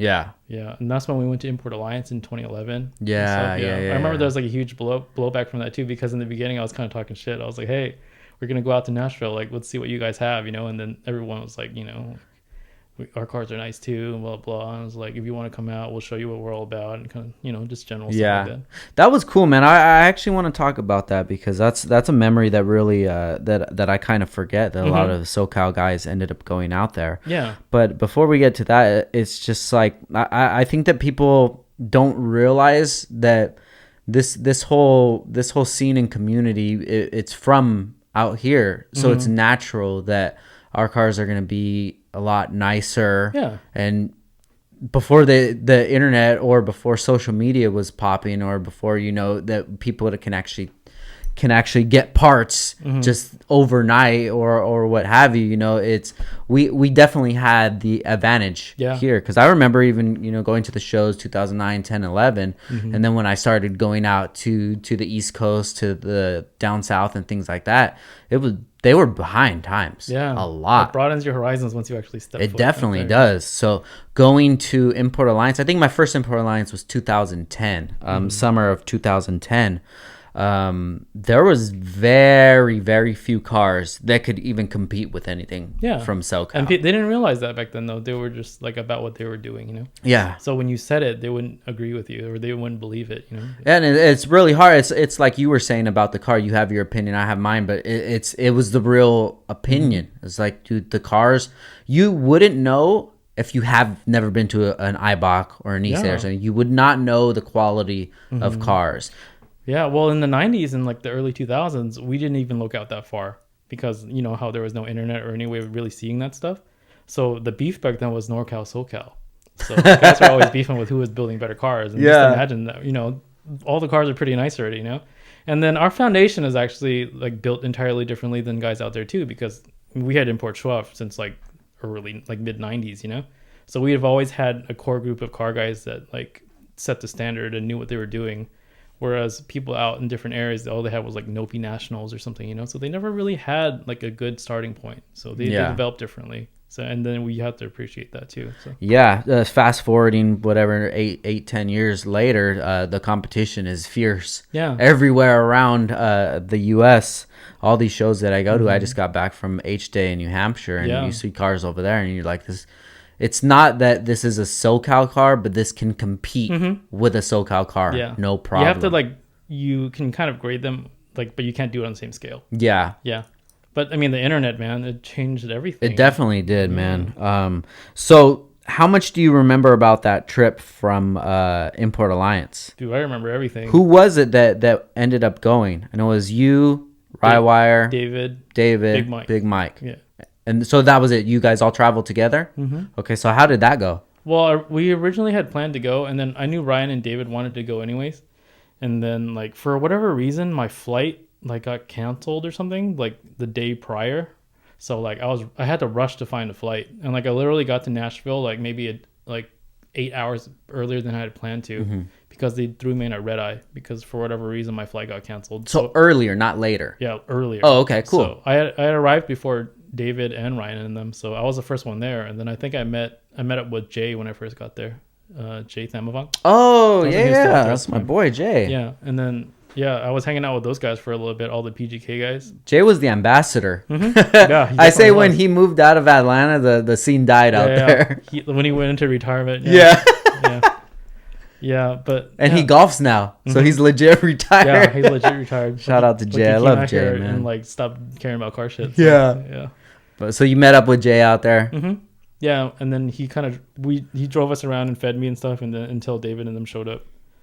And then I remember I got a hotel with David, but it wasn't the party hotel. Oh, okay. It was like down the street. Okay, I don't want to be in that type of mess because I knew it was gonna get messy just from the stories or whatever. Yeah. So.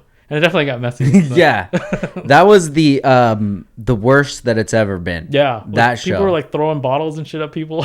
It was crazy, man. Yeah. So when you got there, and did you end up going to La Quinta to that hotel? Yeah, we hung out there. Was it that night or was it before the event? We went all the nights that were okay. Yeah. So because there's nothing to do out there. Yeah. So we go to Waffle House or something. We went to Waffle House plenty of times. Yeah. So yeah, guys, if you're listening and you never experienced those Import Alliance days, man, those Nashville events, man. That was like a heyday. I don't know what it could be. I maybe these people they just had this only vacation for their entire year or something, but it seemed like they were just going nuts. Yeah, and then like that was before they closed that track there, so it was like a central area for all those guys to meet up. Yeah. And then just from the previous history of how their other events went and how rowdy it got, like I think it kind of built like a legend, like a story. It definitely has a legendary. It has a couple chapters in my book for sure. Yeah. So when you get there, what is your thought on the whole everything that's going on? At that time, like, I mean, I kept an open mind because I knew it wasn't going to be, but there were some pretty nice cars out there. Matt Tucker's car was nice already. And then Jay's car was obviously really nice. And then the PGK guys kind of led the way. They had some really nice cars. So, and then, I mean, at the show itself, there's so many cars, dude. So you kind of have to kind of like sift through it to get the good stuff. So. They had a really good way of centralizing the nicer cars in like the vendor area. And it's funny you say Matt Tucker because I'm pretty sure that car looks exactly the same nowadays. That car for if you want to talk about history, that's one that definitely goes in the history that books. car is like the equivalent of Mikey's car. For that side. Definitely, dude. Yeah. But so going to an event here versus going over there, were you just surprised at how they embrace the car community rather than here? Yeah, it was an eye-opening experience just because you saw how different people were. Because that was our first time traveling outside of California to go to a car show, so it was cool to see just like it's definitely a younger crowd and like different culture there, you know, just because there's so many people coming from all over that you're going to get a huge melting pot of people. So it was good to experience. Yeah.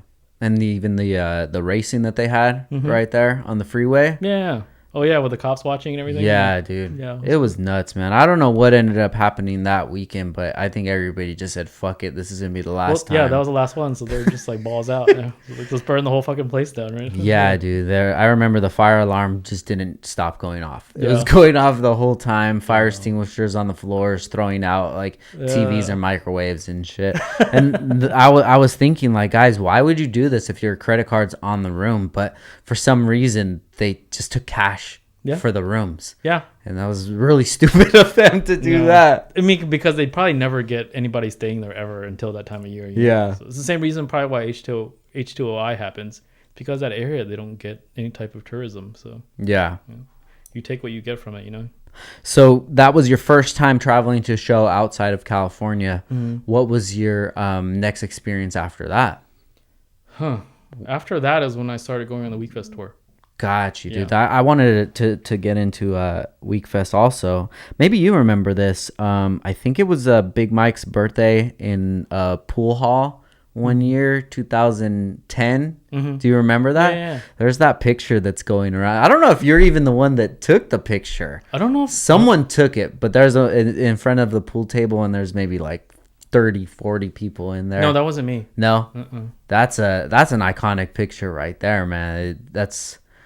That Wekfest was a real special thing back in the day. I mean, still now to this day, but that was the foundation of it. Those days that was my first Wekfest. Was the last time that they had it in the parking structure right there, and that was my first experience with NorCal cars. That was crazy, bro. Dude. Yeah. And if you were to ask me at that time who had cleaner cars, NorCal versus SoCal, it's a hard one, bro.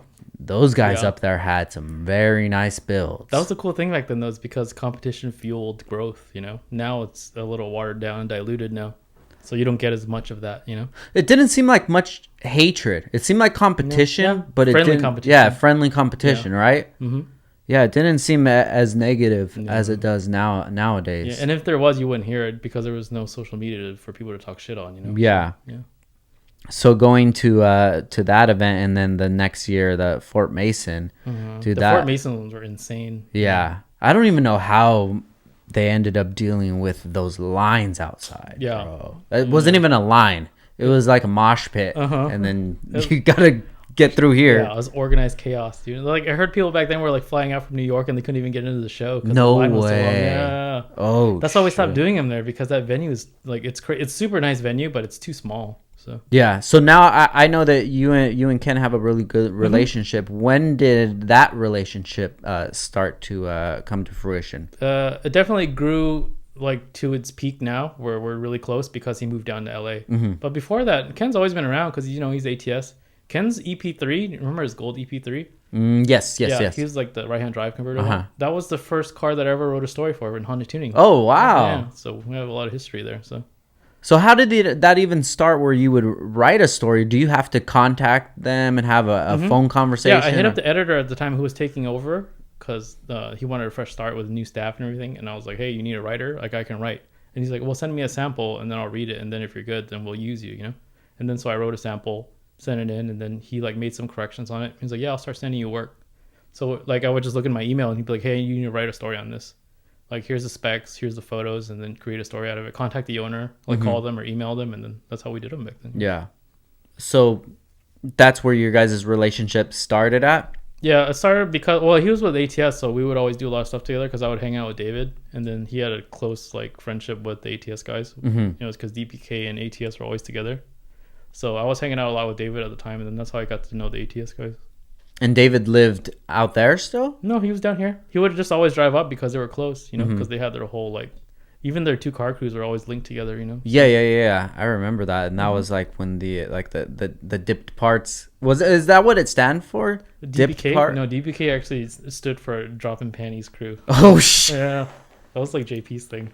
So, but they use it for everything, so it could mean anything. But I think that was the original meaning. So they just never wanted to say it because it's like, now that you say it now, it seems like we're all 30-something-year-old men. It seems kind of embarrassing now. But, It's funny that you say dropping panties. What was that thing that you guys were doing with that hot stuff? Oh, what was that? Nothing. It was just kind of like a troll thing. Like we were just like, because some of us were in between car crews, and then like there's the phase 2 guys, and then we were linking up, but it was just like, do we want to be phase 2 or whatever? So we just kind of made like a super group or whatever, and we called it Hot Stuff International because it was funny. No shit. Yeah. Do you ever think about bringing any of that stuff back? I mean, it's like tongue-in-cheek humor now. It's like, I don't think it would be accepted the same way now, because it was like the logo was literally like a naked man and like the eye was flipped over like it was his cock. So yeah, that shit don't fly now, It was good memories though. Yeah, and it then, was a funny thing to do, and then just to be at a car show and be called Hot Stuff International, it was pretty funny. So. And then you did the when the Hella Flush stuff was going around, you had your own rendition of it. Yeah, I always do kind of like troll stuff here and there, just like parody stuff, because I think it's funny, like it's just cool to do stuff like that. Yeah. When the whole stand stuff started popping up, it created a lot of other shows that came out. Yeah. And damn, dude, it's crazy just to think back at those times, man. There was so much stuff that was just stuffed into 1 year, Yeah, everything was really small back then, though, So as much that was going on, you always saw the same people. It was always the same cars, and then that's how everybody got to know each other, So yeah, it was like a meet and greet for forum people. Yeah. So when did you feel, or do you feel like SoCal kind of lost its luster that it had back then? Probably the last 4 years, last 5 years. Really? Yeah, things got too diluted. There's too many things going on. Then the internet opened everything up to where quality was starting to get lost. And with the want to be big or the want to have more. So people weren't building cars for fun and for themselves anymore. People were building it because they knew they can get attention out of it. Yeah. I think for me it was probably around maybe like 2012-ish, 2013, around there. It just seemed like the tide was changing a little bit. And the crowd was getting younger too. You also have to remember that between 2009 and 2011, there was like a depression going on too. So you're right. A lot of people didn't really have funds to build car stuff, so they were selling their cars off, and then like even the older guys now, they're barely getting back into Hondas now because they kind of grew up, and then they had to do the whole like family thing, buy a house, have a family, do stuff, have a real job. Yeah. So they didn't really have time for hobbies like we used to anymore. So a lot of guys grew up, so just like not guys like us, but we just stuck with what we were doing, like on a hope and a prayer. A lot of the guys had priorities, So. Yeah, I mean, I'm kind of I feel fortunate that things worked out how it did. That my responsibilities weren't that big at the birth of Downstar, because I don't know if I would have been able to put as much attention and focus into it. Yeah. Damn, those are good times, man. Yeah, it's like a time you'll never get back. It really, dude. You can't replicate it. So. And just looking back at those times and just thinking about the mindset that I was in, I wish I was a lot more capable of living in the moment and understanding what the actual moment was. Yeah. Another memory that even comes to mind, I'm pretty sure you were there, was going to Wekfest from Valencia. Yeah, we met up at the Denny's. At the Denny's there, man. That's when they were towing Big Mike's car. Yeah. When he was first getting it finished, when it was the green color. Yeah. Dude, just even being there, man, I was in the parking line just seeing all you guys, and it was just I wasn't out of my shell at that time, man. And I'm just to see me on the Chronicles at that time. Because you were still like the younger guy at that time, right? Yeah, dude. And it really felt like I got some kind of cheat code. It really felt like it, dude, because I just kind of got thrown into the mix with all the SoCal guys, and it was really early on in my passion for Hondas, and talking to you, to Ryan, to Big Mike, all you guys, like your stories go to the late 90s, early 2000s, and at that time it wasn't even an idea. Yeah, like you got the golden ticket. Yeah, dude, it was crazy, man, and like still to this day, I appreciate all that stuff, man. It was just,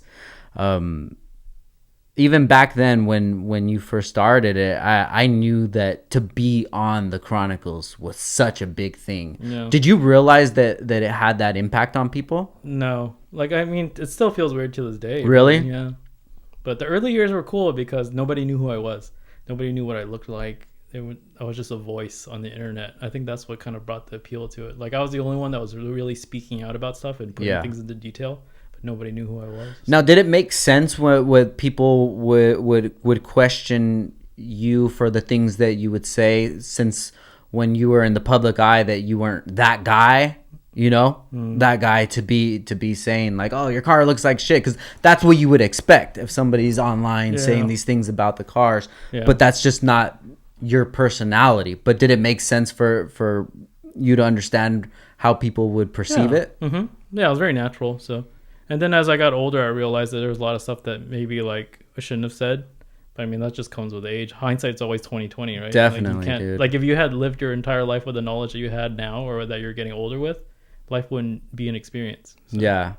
Do you still have all those old posts up? Yeah. All the way to the first one? I think so. Maybe some of the photos don't work anymore, just because maybe they were hosted on different places. But I never deleted anything. Yeah. So.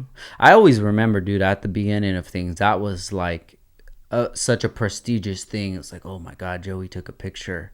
Yeah, it's so weird when people used to like want to have the watermark in the photo, and I was like, dude, back then people were cropping the shit out because they don't want my watermark in the photo. They just wanted the photo, So now like people kind of appreciate the fact that it's there, that I took a picture of it. What were some of your earliest memories, realizing that your platform meant a lot more to people than you expected it or you thought it did?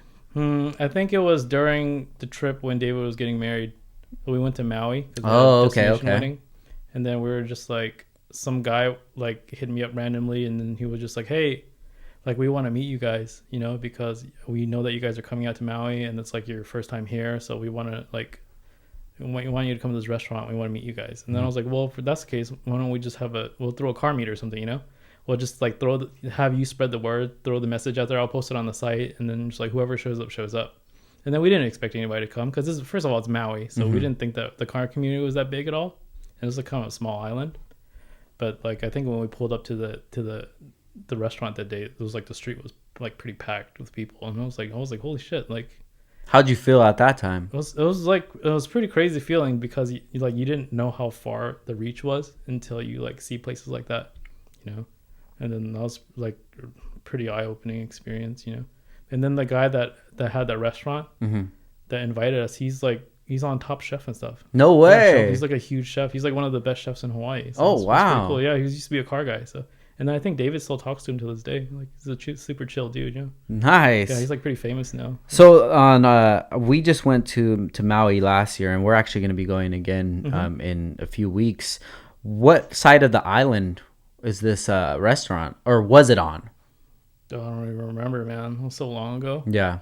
So David probably could tell you because he's familiar with Hawaii. So back then, were you kind of aware that you were a quote unquote controversial kind of person? Yeah, because I was way more controversial back then. I would post all kinds of like articles and stuff about shit that I didn't like or like that I thought was stupid, So yeah, I think that's kind of what brought traffic to the site is the controversy, Yeah. So now that things have like mellowed out a little bit, it's different now because now people just come for the content.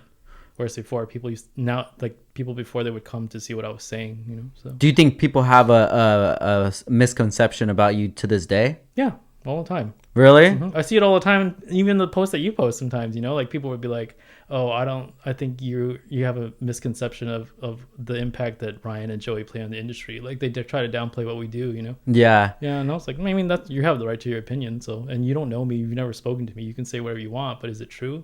You never know, So. Yeah. I mean, personally, I before we had a close enough relationship that we do now, I thought the same thing. I was like, damn, why is this guy being such a dick? Yeah. But I was looking at things in a more of an emotional kind of place. Yeah. And it was just like, why wouldn't Joey take a picture of my car or something like that? Not knowing at that time that the things that I was doing was really unorthodox and maybe not everybody's taste. Yeah. I mean, there's a lot of times when I don't take pictures of things just because I'm either doing something or I get distracted or, like this is life. People, are walking around. So yeah.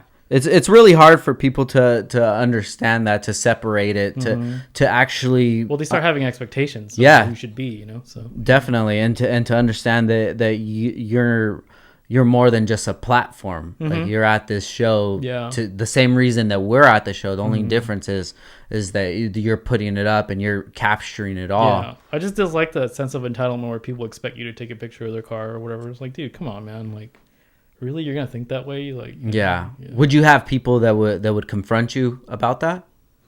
People would just post online, just be like, man, fuck Joey. He didn't take a picture of my car. He doesn't know what he's looking at or whatever. Like, my car is this and that. Yeah. Yeah. I mean, that comes with the territory too of how people have changed now, so. I could imagine that, dude, and I can see it. Like now, looking at things in my older age, I could understand exactly where you would be coming from at those times. Yeah, because there's so many things going on, man. You always talk about how you worry about missing out on the actual experience, dude. That's been my entire journey on this thing. Is like, it's like a mission of how to embrace the moment when there's so many moments being thrown at you. Yeah. I think in the early years when I first started traveling, I was so concentrated on like trying to capture everything to show everybody that I wasn't even present for it, and those are the things that I kind of regret. Yeah, because there's plenty of things that were happening in front of me that I should have just been like, you know what, I'm going to put my camera down and just take it in, because I'm not going to get this back. But like, I dedicated so much of my time into trying to capture it and translate it onto the web and show people what we're doing, that I was watching it with my audience because I wasn't even there. Damn, that's a hard one, bro, because I feel you on that one. And I think that a lot of people, they're getting sucked into that to this day at this moment, especially when you see people at shows and they're vlogging or doing whatever they're doing, and it's just like, yo, bro, you should kind of experience this right now. Yeah, just take a step back and look at it, right? Yeah. So back in the day, you used to have the top 10. So tell me a little bit about that for people that don't know who that missed brought a lot of traffic to the site too. I would do like a top 10 list every year of like the best Honda builds. So when did that start? What year was that you first started that? The first year I started doing the site. Oh, really? Yeah. No shit. I thought it was just a cool idea to kind of like spotlight, people, because people never get their flowers, like you always hear, right? So I thought it'd be cool to kind of like, because I mean, even the forums at the time were pretty huge already, so things were getting pretty diluted on the forums too. So it's like, why don't we like take these cars that really stand out and then we'll put them on a list, and then it'll be like, if they're nice to me, or like I would organize them, and it's all my opinion, so people would get butthurt about that too, obviously. So I was like, well, I mean, if you don't like it, make your own fucking list. Like, make a top 15 or whatever, like put all your homies' cars on it. I don't care, like, and then it got kind of big, but then as the site started to grow even more, like my horizons expanded, and then obviously cars started getting really like better and better. It was too hard to do, there's too many things to take in. So when was the last year that you did it? I want to say 2012. Oh, really? Yeah, I stopped pretty early on. So I mean, it was a lot of work too, man. Like writing a story about each single person and what they did, and then collecting photos. That was a legit feature for every single person on there. And then I remember you would do the like the runner-ups. Yeah, I would do a runner-up list too, just to kind of like the people that were close, they're not there yet. It's nice to give people a little bit of motivation and stuff, and then give them some gas just to see where they're going to take it. Yeah. So how would you say nowadays that you give off motivation to anybody? I mean, just sharing the stuff that I see, because I mean, I see so much, so I realize that there's a lot of things that I see that like 99% of the world doesn't get access to, so it's like you just show that stuff and tell the story behind it, because stories last longer than opinions do. Yeah, your backstage pass has grown since then, man. You've been traveling. Do you think that all of that started when you started going to Japan? Yeah. Like if the site had peaked in 2012, I needed something different to continue to grow the site, and that's when I started going to Japan. And then that created an entirely new chapter. Yeah, I think that's what a lot of people are familiar with you for is your trips to Japan and the things that you captured over there. So we could dive into that a little bit. Yeah. When was your first trip going to Japan? 2013. 2013, and that was for Auto Salon? Yeah. So who did you end up going there with? Ryan Durr, and then Ryan. Oh, okay. Ryan, and then our friend Nick, and then I was dating May at the time. Okay. And then we had another girl that came with us, Joy. She was like from East Coast or something. Yeah. Mayhem or something? Was it? I don't. Yeah, I know. She had a Subaru. She had a nice car. Yeah. The orangish one or some shit like The that. car's really nice. And then so we went out there, and then before that, a couple of years before that, Dur had already started going. Oh, really? Yeah, Dur has always been a traveler. He never posted about it. So. But he started going like in 2009 or something. So he was kind of fairly experienced with Japan already. And then so I brought him with me, and then he was the one that was kind of our navigator. So when you were gonna go out there, did you make any connections prior to it? Any plans or anything? I was going to Tokyo just to experience Auto Salon, and then we were kind of just do whatever we could just to figure out how to navigate around Tokyo and see car stuff. But we didn't do that much. It was just Auto Salon back then. And then we went to Osaka because we already knew Yasu at the time. How did that come up? I met Yasu. I discovered Yasu online. Really? Yeah. Whenever I would be up late at night, I would just like look for car stuff online and like on Japanese websites and Japanese blogs. And then I don't know how his photos came up, but like a photo of some of the tactical art cars came out, and I was like, these cars are really cool. So I started sharing it on the Chronicles, and then I guess one of their customers, who was actually one of their closer friends, he found the photos, and then they contacted me, and I was at SEMA like, what year was that? 2009, 2010. And then they contacted me. They're like, hey, we want to meet you because we're at SEMA. And then I think that was their like first or second time coming out to Vegas. And then I was just like, I don't want to meet these Japanese dudes. I don't fucking speak Japanese, you know? Yeah. So what are you going to do? Just stare at each other? And then like, oh, we have a translator. And then I guess they had a translator because at that time, one of their closest friends was Keisuke, who was working for HKS, who runs HKS USA now. They had a translator because they had a booth. And then I was about to go to the club. I was all dressed up to go to the club already to go to an industry party. And then I was like, fuck it. There's a car meet going on because Auto Fashion had a little meet. And I was like, just meet us here. And then we'll chat for a while, whatever. And then we met him at the car meet. And then ever since then, we've been friends. So everybody listening, this is Yasu from Exceed, Japan. Yeah. At that time, did he know any English? He didn't speak any English at all. None of them did. They had a translator who was from LA that they hired. He was like a sushi restaurant, like waiter or something that they hired as. He just did translating stuff on the side. Yeah. And then so we were commuting through a translator, and then after that initial meeting, like we would talk online and stuff, just I think through Google Translator or whatever you can muster up. Yeah. And then later on, he had a translator with him at all times when we did see him. Even when we went to Japan, he had a translator with him that was helping us out. It was like a girl that was one of his friends from high school. So I think that's one of the first times I met him too. Was at your meet. Oh yeah, that's when he came out. Yeah. Yeah, and he had the translator there. So you go out to Japan, and you ended up meeting up with Yasu out there. Yeah, when we went to Osaka. Yeah, we took a train there, and then he picked us up, and then he showed us around. And what was that like? Pretty interesting. It's like nice to get that that look into Japan from somebody that lives there, because they knew all the spots to eat at. They knew all the tourist spots already. So, and then they were driving us around, so we didn't have to take a train anymore. So that was pretty cool. Yeah. And when you went to Osaka that first time, do you remember any shops that you went to? We went to Tactical Art, and then I remember he was just like, hey, they do this thing on their highway there. We race on the highway if you want to go check it out. And at that time we were just like, that sounds kind of sketch, because we had girls with us too, and we were like, man, I don't know how they're gonna feel about like sitting around in a car and doing street racing and stuff like that. And then we're just like, maybe not. But then like I think the day before we left, after dinner, he was like, hey, we organized like this little thing where some of our Japanese friends want to run on the highway. They want you to see it. And then we were like, fine, fuck it. Like, we won't even sleep. We'll just sleep on the plane. Yeah. So we stayed up all night and we did the highway thing. And that's how we got introduced into the Kanjo stuff. So before that, you had no idea about any of that? We just seen it on DVDs and stuff. Yeah. On like the really shitty videos that they captured before. Yeah. But there was no exposure to it, really. It was really underground stuff then. So when he told you that you were that they were gonna race right there on the loop, did it even click to your head like, oh, this is something that I've seen before? Or? Yeah. We kind of knew what it was, but we had no idea what went into it. You know? Yeah. We just knew that there were Hondas. You know. So when you go out there, you get to the meet. What's it look like? What's the atmosphere? It wasn't even a meet. We literally just drove on the highway. You just jumped on. We were in the van and we were like, hey, we're gonna drive on the highway, and then we were like literally circling the highway for like 45 minutes to an hour before anything even happened. Just driving around. No shit. Yeah, and then Yasu was just on the phone. Back then, like Yasu didn't want to be known for that shit either, you know, because he was like, it was like super taboo back then, like Kanjo stuff. Like, I think after 2005, they like did a crazy crackdown on it, where they started arresting people and taking their cars and stuff.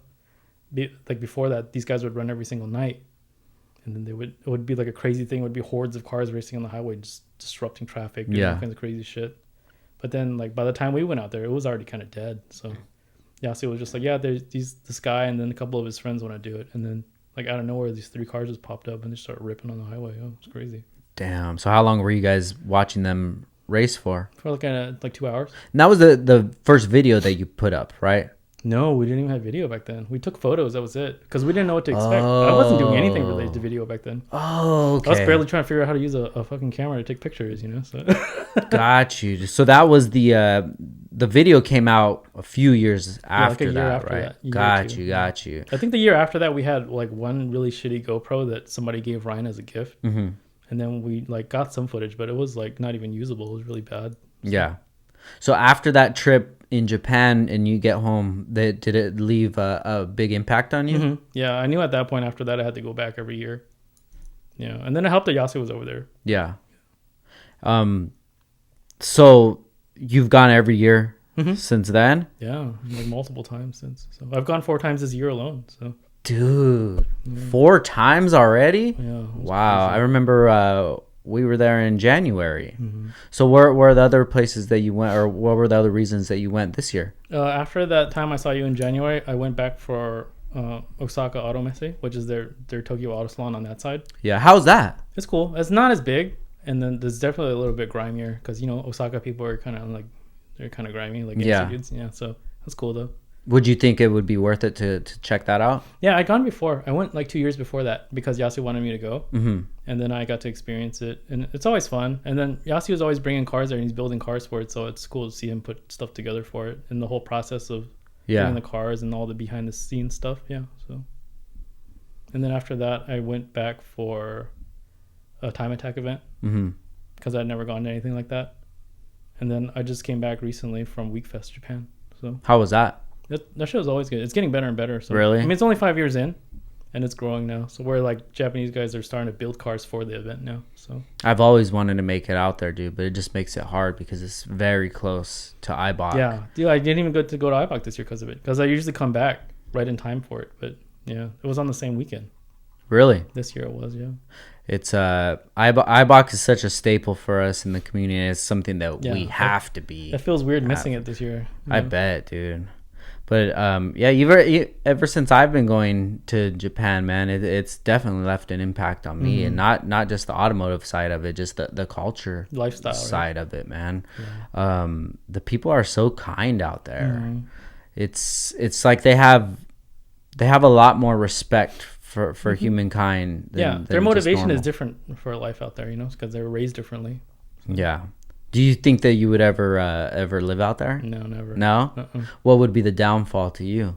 The downfall is that the culture is way too different and the weather is really bad during the summer times. Oh, really? Mm-hmm. What's it like? It's incredibly hot. It's like insanely hot. No shit. Yeah, because I mean, remember, it's an island. Yeah. So it's like when their weather is very severe. Like cold is really cold and then hot is really hot. Yeah. Like Yasuo would tell me that sometimes he's working at a shop during the summer times. He'd have to shower like 3 or 4 times a day.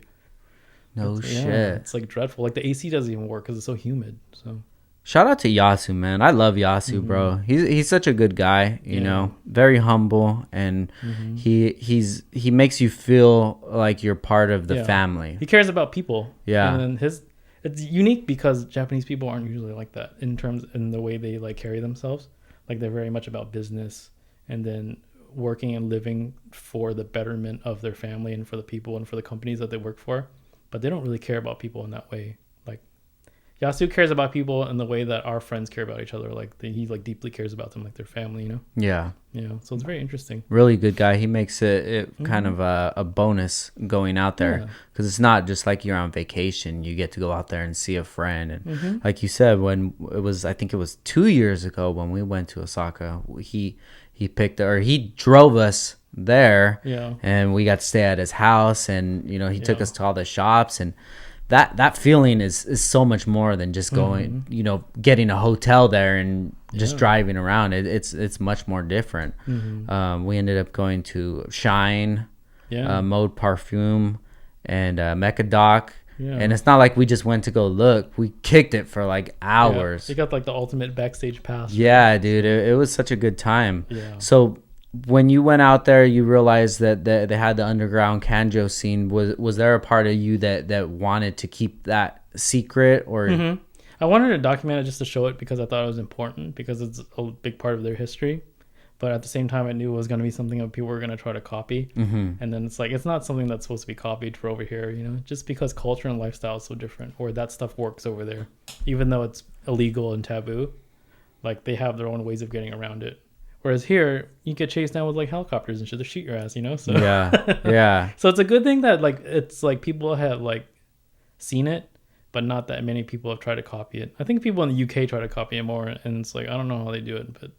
Yeah, I really haven't seen anybody that does it like they do in Japan. They'll try to copy the style, but the style doesn't translate over here either, you know? No, it doesn't, because the cars over there they're beat up, they're nice, they're stickers, it's just it's different. Yeah, it's very hard to explain. Yeah, it's like kind of like it's built with a purpose, and it's grimy in like a very unique way, like. You know, like, yeah. And then when I'll go to a show out here and I'll see a Kanjo style car, I'm like, it's clean, but that's not it, bro. It doesn't look like that, man. It's just like when you see RWB stuff, like you see it over here, it's like, oh, that's cool. It's like RWB car. It's like, you know, it's owned by somebody that doesn't really know that much about it, or is not that tied into it. Yeah. But when you see the cars over there, man, they're like, those guys are dedicated. Those cars are beat up. They're like driven. They're, you know, they fuck with those cars, like really heavy over there. So let's get into that a little bit. You spent some time at that shop, right? In one of your last trips to Japan? Yeah, just because I'd never seen it before, so it was cool to kind of be there. And then surprisingly, he was there to kind of show me around. So what was your first introduction into the RWB style of cars? Just from circulating stuff on the internet, just seeing his car, his original Porsche, the original Stella car. It was like pretty popular already, and the Speed Hunters was always showing it and stuff like that. So. And were they going out there to Japan and documenting? They had somebody that was living there that was documenting stuff for them. They had like a, I don't know if he's American or he's British, but there's a guy that was living out there, Dino. Yeah. Mm-hmm. And they pretty much blew up the RWB. I forget his name. Nakai? Yeah, Nakai. That blew up huge, man. Yeah, it became like a movement. Yeah, dude. He's at SEMA signing autographs and shit. That's crazy, bro. Yeah. He made Porsches relevant to guys that were into Japanese cars, you know? So. Yeah. So what was it like going to his shop? It's pretty cool just to kind of be in like the environment of where all that stuff happened, you know? It's also kind of humbling to see that as big of a success as he has become, he still operates out of the same shop. He still lives there. I think he lives in the shop. Really? Mm-hmm. And like he's never moved. It's always the same building. So I think if people would actually get an idea of what a shop is like in Japan and what the cars look like and how they're actually built, it would give them a different feeling to the Japanese culture of things. Because you get to see their workplace, right? Where it's all built. And especially going to auto salons, seeing some of those cars, it's very hard to find a car with a flaw out there, man. Yeah. Those cars are like immaculate. And then just seeing the cars driving around town. Even I remember the first time I ever went, I seen the big group of the Lamborghini dudes driving around. Yeah, man. And it's just like, damn, dude, this is it's a lot different. Even the parking lot right there of Auto Salon. They just look at things differently. They do things differently, you know. So it's hard to translate it over here. Yeah. So when you introduced the do you feel like you were the one that popularized the Kanjo style to the US or to the masses? I think between me, Yasu, and the guys from Bowles. Oh, okay. Bowles, Brandon, and Mike Garrett at the time from Speed Hunters, we were the ones that brought Kanjo back to life. The Bowles, did they have a video before yours? Or it was after? He was going over there for work, for shooting stuff at shops and stuff like that, and then he got to know Yasu, and then that's how he got introduced to it too. But didn't they release a Kanjo video? I worked with them with that. Oh, did you? Yeah, we created together. Oh, okay. So when your video came out, what was the response on that? It was like mixed, you know. It was like kind of polarizing. Really? Like some people look at it as street racing and it's like stupid and bad and dangerous, and then other guys were like, "Well, it was really cool because we don't get to see this stuff anywhere else." You know? Yeah. Did you get any blowback from Japan itself? Yeah, hell yeah. Really? Well, when we started doing videos more, we started getting comments because, you know, people from Japan would watch the videos and stuff, and they would be like death threats and stuff, and like, we're gonna report you to police and stuff like that. So yeah, it got pretty bad. Really? Yeah. Wow. I remember hearing something, maybe you would know a little more about, there was a meet over there and something happened and the police were shutting it down because of I don't know. Do you know which one I was? One of my meets got shut down. Was that what it was? Okay, yeah. So it was what happened with that? We tried to throw a huge meet in Tokyo during auto salon time, and then because the year before we had done a really successful meet. Yeah, dude, that one was sick. Yeah. Right there on the island, right? Yeah, oh, dude, that was awesome. Yeah, that was huge. And then so we wanted to do another one, but in a different area, and then like they weren't having it, dude, because I think Super Street threw another meet that same time. That's what it was. And then all the cops showed up because people were fucking up the streets and doing burnouts and stuff like that and causing traffic. That's what it was. Yeah, so it looked bad on Tokyo, you know, so because they're really big on pride and how they look, so they weren't having it. And then a lot of people got in trouble for that. And then so when I was trying to throw my meet a week later, they were like, oh. So they were like literally following me on Instagram and like Twitter and stuff to see where we would be going, because I would just post up right away and then I would delete it. And they were there before we were, so they knew where we were going already because they were tracking us. You know. Wow, dude, that's wild. I remember the meet from the year before. That was awesome, bro. Mm-hmm. That was really like. It was just really cold. It was freezing, because it was right by the water. So yeah, it was freezing. So seeing something like that happen, are those still like humbling experiences? Yeah, it's cool that we had that kind of impact. You know, where like. We can get the authorities following us around. Dude, that was so surprising to me, just even driving out there and then seeing these cars and you park and it's like, wow, this is not just a few people meeting up. Like, this is a legit meet. Yeah. And I remember that, I forget his name, that yellow 8th gen. That shit was super nice, dude, all shaved up and everything. Yeah, that was nice. So. There was a lot of cars out there that had like that California style to them. Yeah, at that time it was starting to make a huge shift already, where guys were starting to build like the style over here. And I think we had a lot to do with that too, like Yasu and stuff. Like Yasu has kind of been quietly behind the scenes, kind of reshaping how things are done over there. Oh, definitely, dude. Which is a good and bad thing, because a lot of people are mad about it because it's not pure Japanese styling anymore, you know. But I mean, dude, people gotta evolve, man. You can't keep doing the same shit forever, right? Yeah, dude. I don't really see anybody that's building any cars like Yasu out there. Like those cars that he builds, he builds crazy. Things that are strictly influenced from California culture. Yeah, you know? Definitely, man. You can go there and you can say, yeah, this car would be at an IBOC or Wekfest. Yeah, exactly. For sure. Sometimes he'll place an order with me and I'm just like, dude, I can't wait to see whatever you're working on, man. He's always building some crazy stuff. There's a lot of crazy stuff you got going on. Damn, Joey, you got a lot of history, bro. Yeah, it's been around, man. So where do you feel like things are gonna go after this, or where would you like them to go? Or I don't know.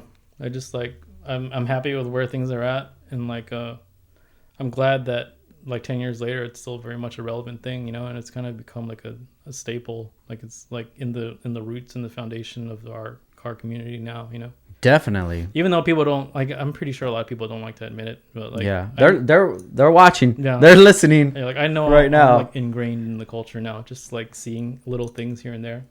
And I mean, that's cool. Like, yeah, I'm happy with it. But you put in your work, man. I mean, that stuff's not easy. Yeah. And to be able to go out all these events taking the time out of your day to go and even writing the vlogs at the beginning and taking your time that you could have spent just hanging out at the show like everybody else did. Yeah. I guess what I'm trying to get to is everybody else has the same opportunity that you did, but you put in that time. Yeah. And the name is definitely a staple in the community. Yeah. And it's just been exciting to watch grow, man. And it seems like you're a very creative person.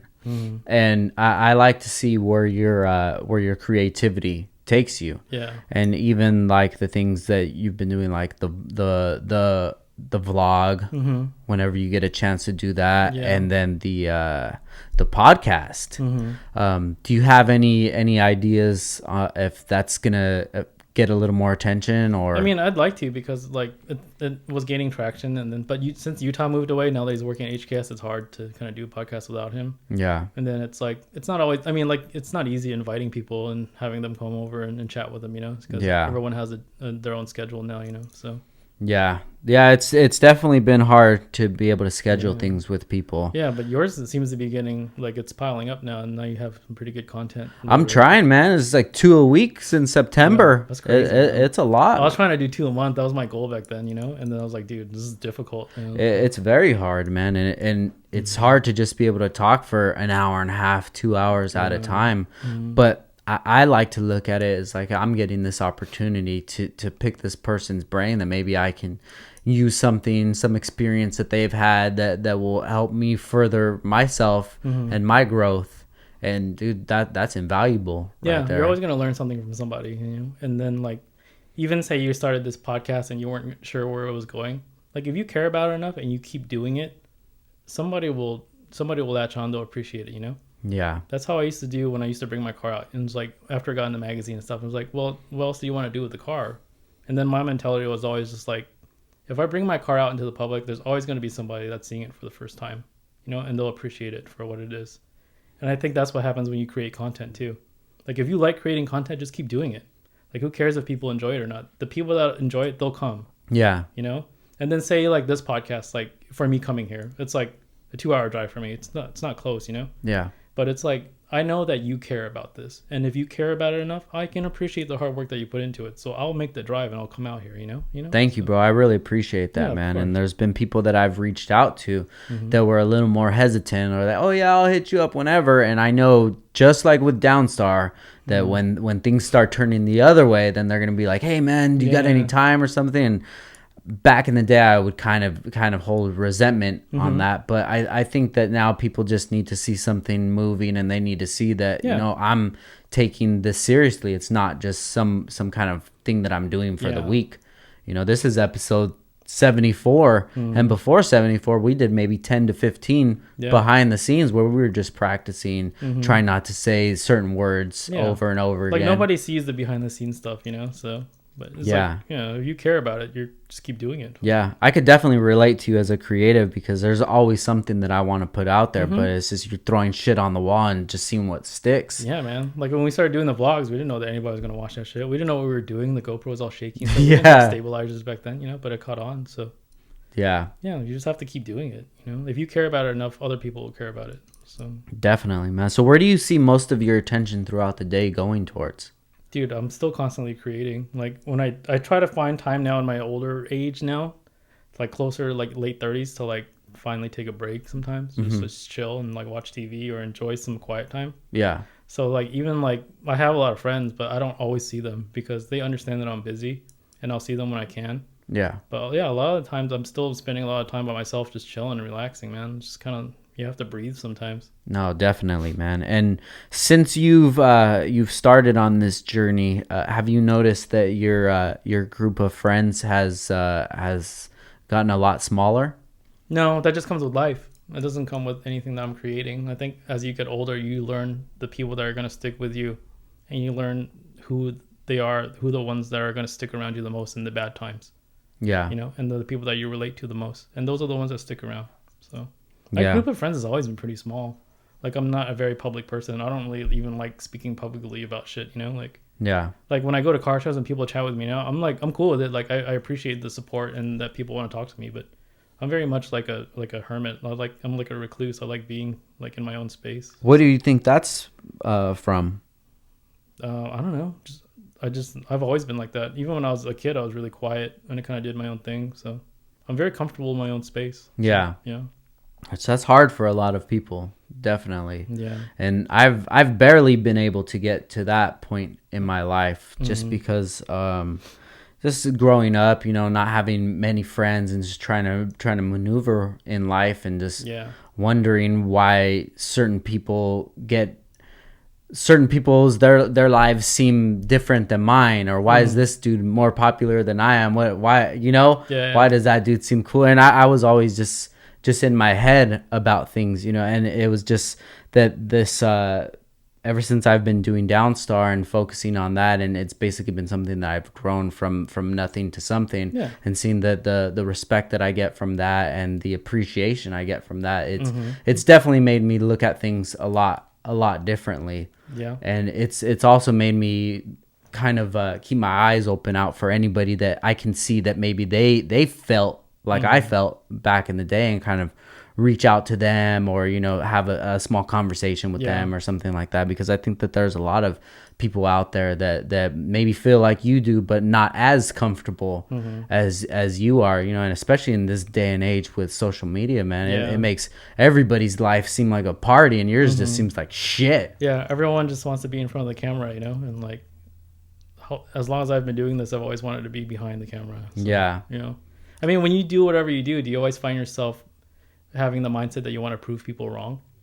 I did. Definitely. I did before. Shoulder, right? I definitely had a chip on my shoulder, because when I was younger, and even in my early 20s, I always felt that competitive nature. Yeah. And that competitive nature has been what's got me to here at this time. But it kind of made me feel like I didn't appreciate what I had at those times. Definitely. Even being at some shows and not getting a trophy or something, and just being upset, like, my car's better than that dude. Yeah. And not just seeing it as what it is. It's like, okay, for one thing, this is how I wanted to build the car. Yeah. If that person didn't appreciate it, that judge didn't appreciate it, like, that's just that judge's opinion. And I shouldn't hold that judge's opinion higher than my opinion. So I think it kind of goes back to like a self-love kind of thing. Yeah. And it comes with like confidence in yourself and stuff. Yeah. And I mean, I've always had confidence, but deep down inside, it was something that I was always just trying to reinforce, like, oh, am I good enough? Is my car good enough? Yeah. But I mean, just after the brands keeps growing, after we just keep getting more love, and everything keeps moving forward, and people speak of us, most people would speak of us in a positive manner. Yeah. It just makes me think like, what I'm doing is the right thing. And you validated yourself. Yeah, definitely. And being able to be the most genuine person, a genuine version of myself, and still getting that recognition, that's all I've ever wanted. Yeah. I've always just wanted to be myself and have people appreciate that. And it just feels like this is the way that things are going now.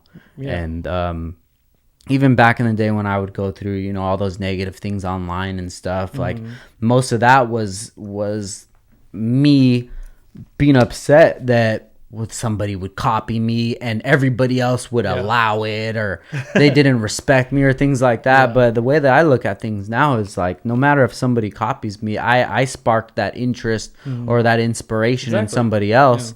And you take it as a compliment more than as like definitely. So. And then realizing that some of these people have families and kids, and as much as my family and my parents and are proud of me, they feel the same way about them. And whether they know the ins and outs, that doesn't matter. If they look at their son and think, my son's doing good, he's a business owner, it's like, and if I had anything to do with that, I try to look at the positive side of it. Well, you can't hate on a man that has the same dreams as you. Definitely, man. Yeah, just because your resources are different, your upbringing is different. Yeah, and it's just made me feel a lot more creative. Say if I do something and somebody copies, okay, cool, let me move on to something else. Let me try something else. Right? Yeah. And even with this podcast, man, if somebody else wants to, in the automotive community or whatever, wants to jump in and have a podcast, I'm not going to look at them, but I was the first one to do it. Yeah. Say, okay, let's do it, bro. I'll help you out. I'll let you know what to do, because I feel like what I do,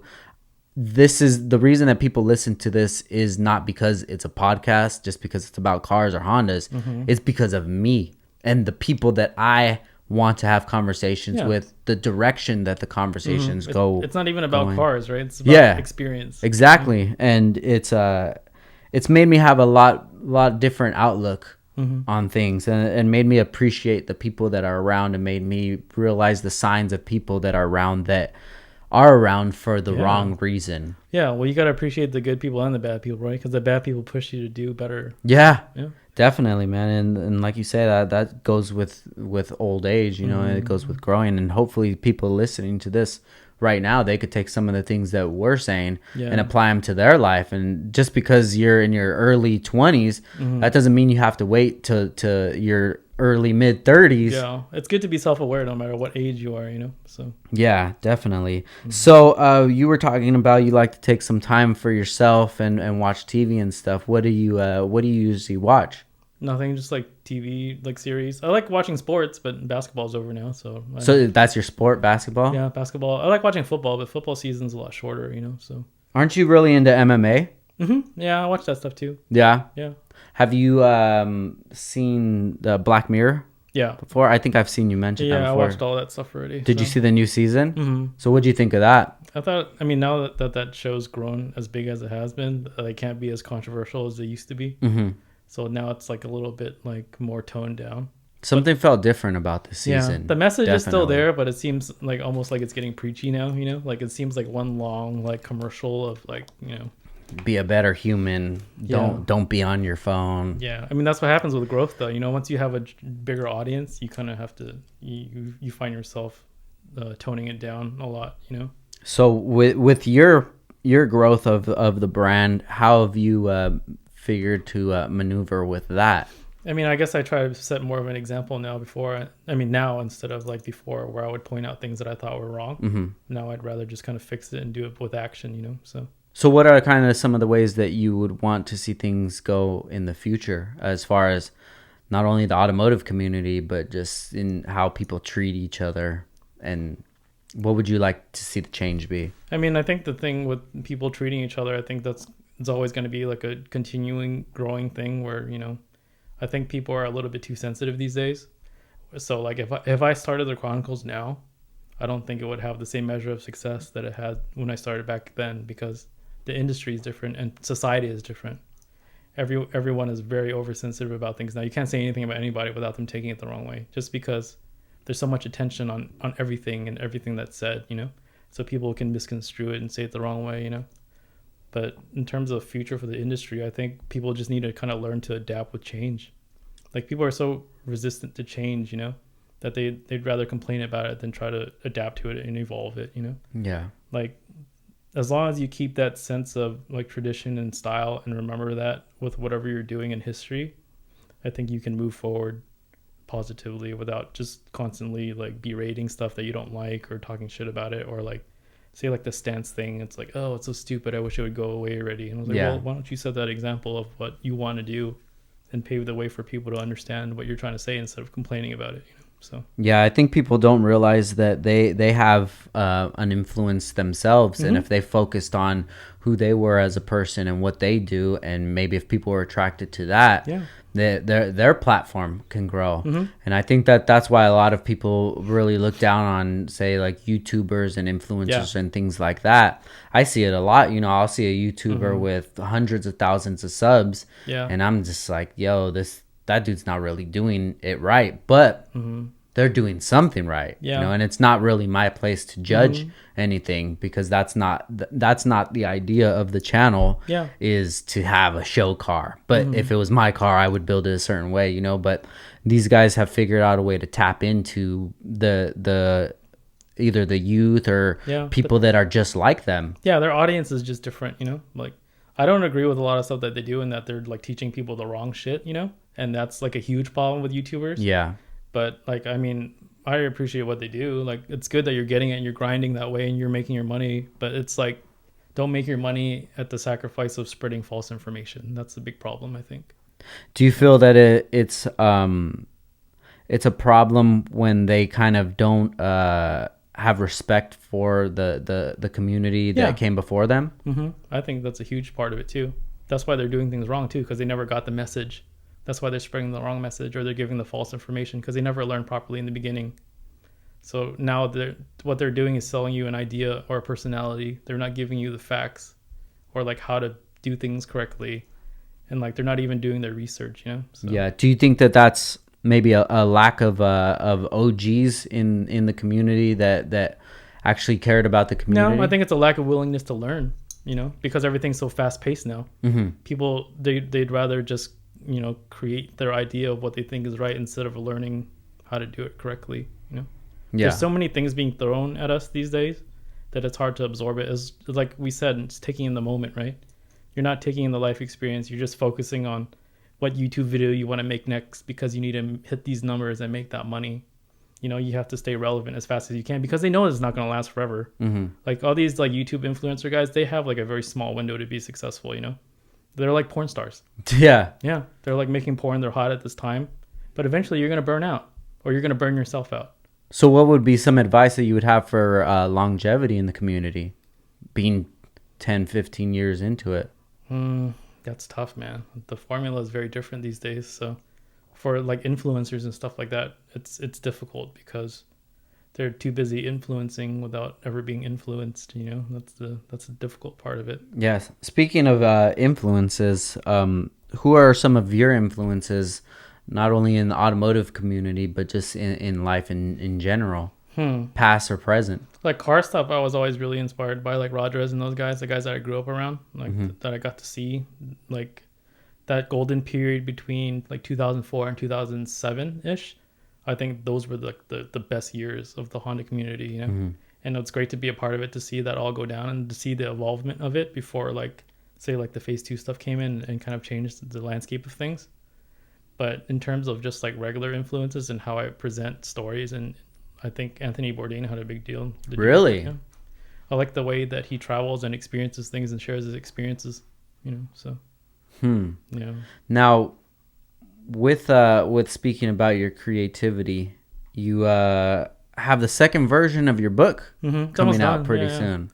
Let's talk about the creation of the first version and where that even came from, and what was the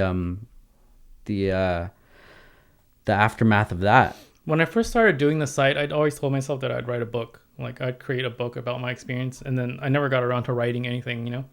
And then I was bored one night, and then I was just like, man, I kind of want to put like a photo book together, just documenting my experience, because it was getting pretty close to the 10th year. And I was like, I have a pretty good collection of content, you know. So it's like call it like a greatest hits album kind of thing, you know. So I wanted to put that catalog together. And then while a lot of that stuff was still fresh in my mind, that I can remember which photos I thought were the best and which moments were the best, and kind of collect them and put them into a book. And then at the time, I was just like, man, I don't think anybody's going to buy this shit. Like, I'll make like 50 books max. Really? Yeah, because, I mean, I always go into things not expecting. I don't have expectations for things. I think that's what makes my life easier. And that I've never, like, known a sense of failure in that way. And that I always expect to fail. Yeah. So I was like, yeah, I'll make 50 books. And we'll see how it goes. And then so I was like, man, maybe I can't even afford to make 50 books because production is really high on books, you know, especially if they're printed here in the US. So I was like, let's do a pre-order. And then the pre-order started stacking up, and then it kind of blew up from there. So, yeah, the book did really well considering that we're not in a day and age of print anymore. You know? Yeah. So. It was awesome, man. It's a really good book, and it had a lot of good pictures, and it brings back a lot of old memories. Yeah. And I just got the second book. Oh, yeah. I just got the pre-order. Yeah, I got the invoice for that. I just took care of that last night. Coincidence. That one's taken the longest because I wanted to make it way bigger. Like, I wanted to pack more content into it, but like with the cost and like how much I was going to try to sell the book for, like I had to find the best like balance between content. So I had to cut a lot of pages out of it. So, but I mean, that just leaves way for a next book, you know? So, yeah. So do you ever think about writing an actual book? Yeah, eventually I will. If I ever have the time to breathe, yeah, I think I will just kind of sit down. And I always thought about taking some time off too, but I was like, we're like in the day and age now where we can't really stop. Yeah. Yeah. So, I mean, as fast as things are, I'm not even moving at that pace, you know, but I'm just trying to bring as much good content as I can while I am still experiencing and seeing it, you know, because it's not going to last forever either, you know? So. Yeah. So let's go back to the book when you said that you were thinking maybe about 50 copies. What makes you feel like that you don't have those expectations? I understand not having an expectation of, hey, I'm going to sell 1,000 books and you only sell 200 or whatever. But what do you think it is in you that kind of downplays things before it even becomes something? Because me, when I saw the book, it was released, I already knew that I needed to get this as soon as possible. Just like when the shift knobs came out, and those sell out quick, and just like pretty much all the stuff. It's I guess what I'm trying to say is that there's so many examples of proof that it's being shown to you. So why do you feel like internally that it still doesn't register to you I think maybe it's comes from upbringing, where I've just been like pretty humble about things growing up, and like I didn't really have any motivation to do things. Like I didn't have like necessarily that crazy drive to be successful or to do anything like huge. So like whenever I get into things now, I still have that mentality where it's like it's okay if it doesn't work out, you know? Yeah. Like because it was never supposed to work out. Like the Chronicles wasn't ever supposed to be anything, you know? It was supposed to be just something I did for fun. I didn't know it was going to become like the best years of my life and become like my main source of income, you know? So it's pretty much like a major part of my life now, whereas before it was just something to occupy time. So, and if it didn't work out, it wasn't going to work out. Still at this time, you just feel like that it's still that you're on borrowed time. Mm-hmm. I mean, I think that's what helps me. Like I'm literally like in my 11th year now, and I still feel like now I'm creating the best content I've ever created, you know? I think if I had these like big expectations and these goals to meet, I think I would have stopped, or I thought I would have met that goal already and would have slowed down. Yeah. But just knowing that I can still continue to create good stuff and bring great content to this community, I think that's what pushes me still. It's funny that we still just have like that little kid inside of us, that no matter how old we get, no matter how many experiences and how many people that tell you you're great, yeah, there's always that thing inside you that's like, hey, this might be your last year doing this shit, you better enjoy it. As like before, the only reason I started doing the Chronicles meets back then is because I was just like, if I make it to a second year, then I'll have a meet to celebrate it. And that was like, that's how the Chronicles thing started, the meets, because I didn't think that we were even going to make it to year 2. Yeah. Because I didn't know how it was going to do, you know? So yeah, now it's always a constant thing where it's like, I look back at my old work, I'm like, dude, I fucking hate my old work now. Just because I've evolved and grown so much. Like it makes me cringe, like when I look at my early stuff, you know? Even though the stories that I told were good, it's just like the photos, like photography is constantly evolving, you know? So, and then video stuff too. And I think that I can continue to produce better, you know? So yeah, just to hear that you personally think that you have a lot of room for growth is exciting, because like I would be one to say, and I know a lot of people listening, that the content that you produce is top notch stuff, and just to know that this is like, that things are just going to get better from here. It's exciting, you know? It's just, it's so different to see somebody like yourself and to be able to take things where you've taken it and to just change, no disrespect to who you were in the past, but just to change into a better version instead of a worse version, you know? Because when people grow and they get more popular and more on the forefront of things, usually they change for the negative of things, or they get comfortable. Exactly. Yeah. But just to see you in more of a more humble state, and just a raw creative, like, that's exciting, man. And it's something that we don't see much in this community, and it's something that I can relate to as well. And it seems like I'm always trying to do something else, and it's not because I'm trying to make more money. And I'm sure it would look like that from the outside looking in, but it's like, dude, that's what happens when you meet success, right?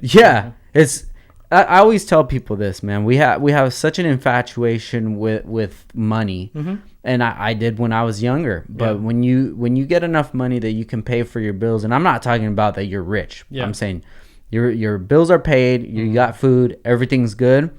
After that, what are you gonna do? Okay, I want to buy some new shoes. Okay, you bought the shoes, and then what? Well, I want to buy. Okay, you got that. You got the car. You know. Well, it's not so much money that people care about. Status.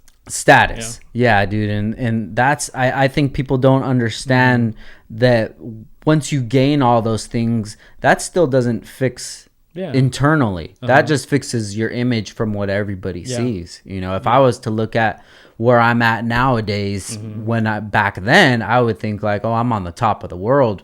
But how I feel right now is I'm still trying to figure out what makes me happy and what I want to do for the rest of my life. And it's just, you know, being a creative, it's a different space than just being a regular business owner. That's real life shit that you're working on. Everything else is what people are working on as their avatar, which is just an image of who they want to present to the world.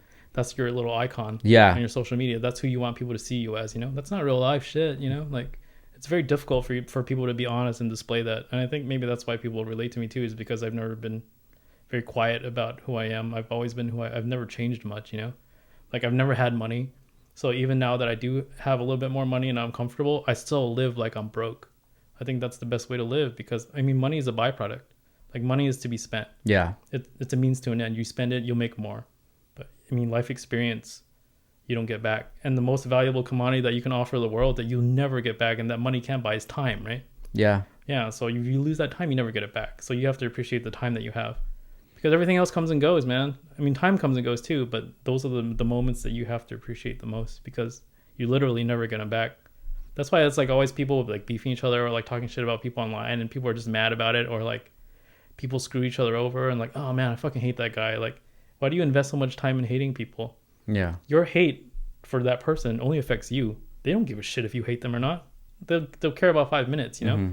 But what you're giving them is your time. You're devoting all that time into hating them when you can be living your life and moving on, you know? And I think that's how people should live. Yeah, I always say that time is the only currency that we really have because the way that you gain currency is to work or to barter or whatever, and to do all that it takes time. And even to go further than that, there's a lot of people that spend time with people that don't make them happy and actually make them feel worse than they did before they were even hanging out, whether picking on them or what have you, and then they just want to be there because they don't want to be home alone or whatever it is. And I always tell people, like, look, if you get paid $15 an hour and you just chilled with this group of people that makes you feel like shit for 4 hours, you just gave them $60 of your time to make you feel like shit. And it's much better just to focus on yourself and what really makes you happy. Exactly. But that is an uncomfortable state to be in. Yeah. I know a lot of the things I say and a lot of topics that I go over, it would be uncomfortable for a lot of people to say, but it's just, those are the things that I've been through. Those are my life experiences. And if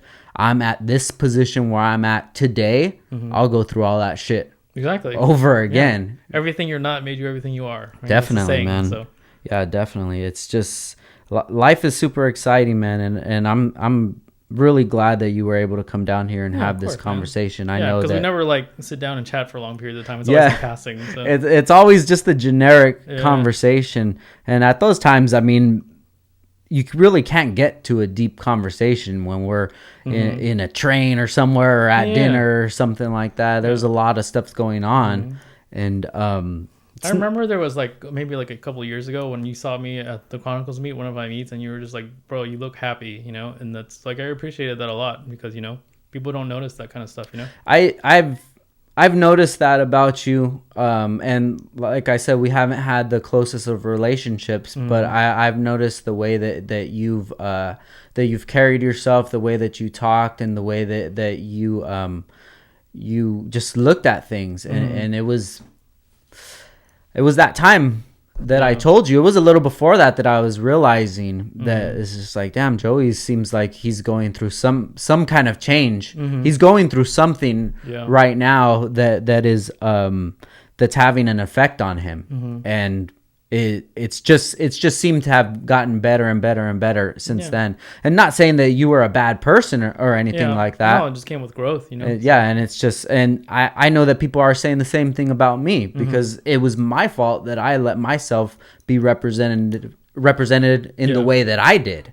You know, I handled certain situations wrong. And it's nobody else's fault. No matter what anybody else did, it was on me at the end of the day to handle that situation how I did. So however people feel, like that's cool because that's what I gave them, you know? So now being conscious of that, I'm trying to give people the best me that I can, and the most humble me, and giving people the tools that I've received and that I've used, and hopefully they can use them. And it's not, I don't want people to think that this is always about business and about money. It's really just about happiness. And you're just trying to provide a life for you and yours, right? So that's it, man. And as long as I can leave this earth and having more people happy about me than mad at me about things that I've done to them. Yeah. You know, it's just I haven't had anybody that's messed with my family. I haven't had anybody that's like tried to kill me or anything like that. Like, you've been fortunate. You had a fortunate life. Yeah, any problems that I've had up to this point, there's reconciliation for all of it. And if that reconciliation comes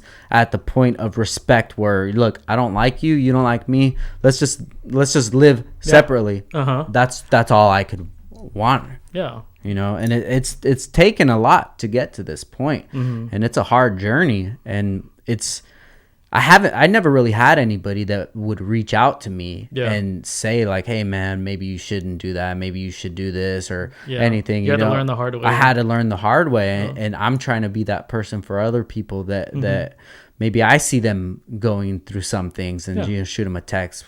And even the text isn't even telling them to like, hey, do it like this, or just like, hey, bro, you all right?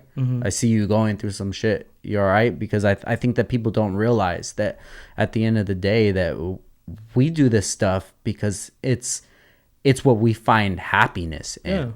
And we kind of forget that, and we get caught up in the whole, you know, the drama of everything and whatever's going on, but we just don't realize that the person on the other end of that phone, that text, that comment, they have a life too that they're trying to live. And what if they're going to dinner with their family, and now they're upset, and you cause them to be upset? So now you're ruining everybody's time for what? Just because you wanted to get that snarky comment off, or they made you feel a certain way, so now you make them feel even worse. Nobody wins, right? No one wins, dude. And I think that there's really a shift that's coming up, man. I feel it, and if it doesn't come, I mean, at the end of the day, at least I can just be the change that I want to see. As long as you try it, you can't blame yourself for not trying. You know? Yeah, definitely, man. But I hope that everybody listening to this podcast, they have a deeper understanding of who you are and the reasonings why you do what you do. And that's one of the reasons I love doing this podcast stuff, man, because you don't get chances to sit down with people for an hour, 2 hours and just dig into it and figure out who they are as a person. Like, you see less than 1% of people's lives, right? Because you only see them for like whatever 15 seconds they're posting about, or like and they're going to show you what they want to show you. They're not going to show you the hardships that they've gone through, or the bad things or anything like that. So what is one of the biggest lessons that you've learned in life, or something that's hit you really hard, that you kind of thought that maybe it was something that you weren't going to be able to come back from, like a big life lesson? That's a good question.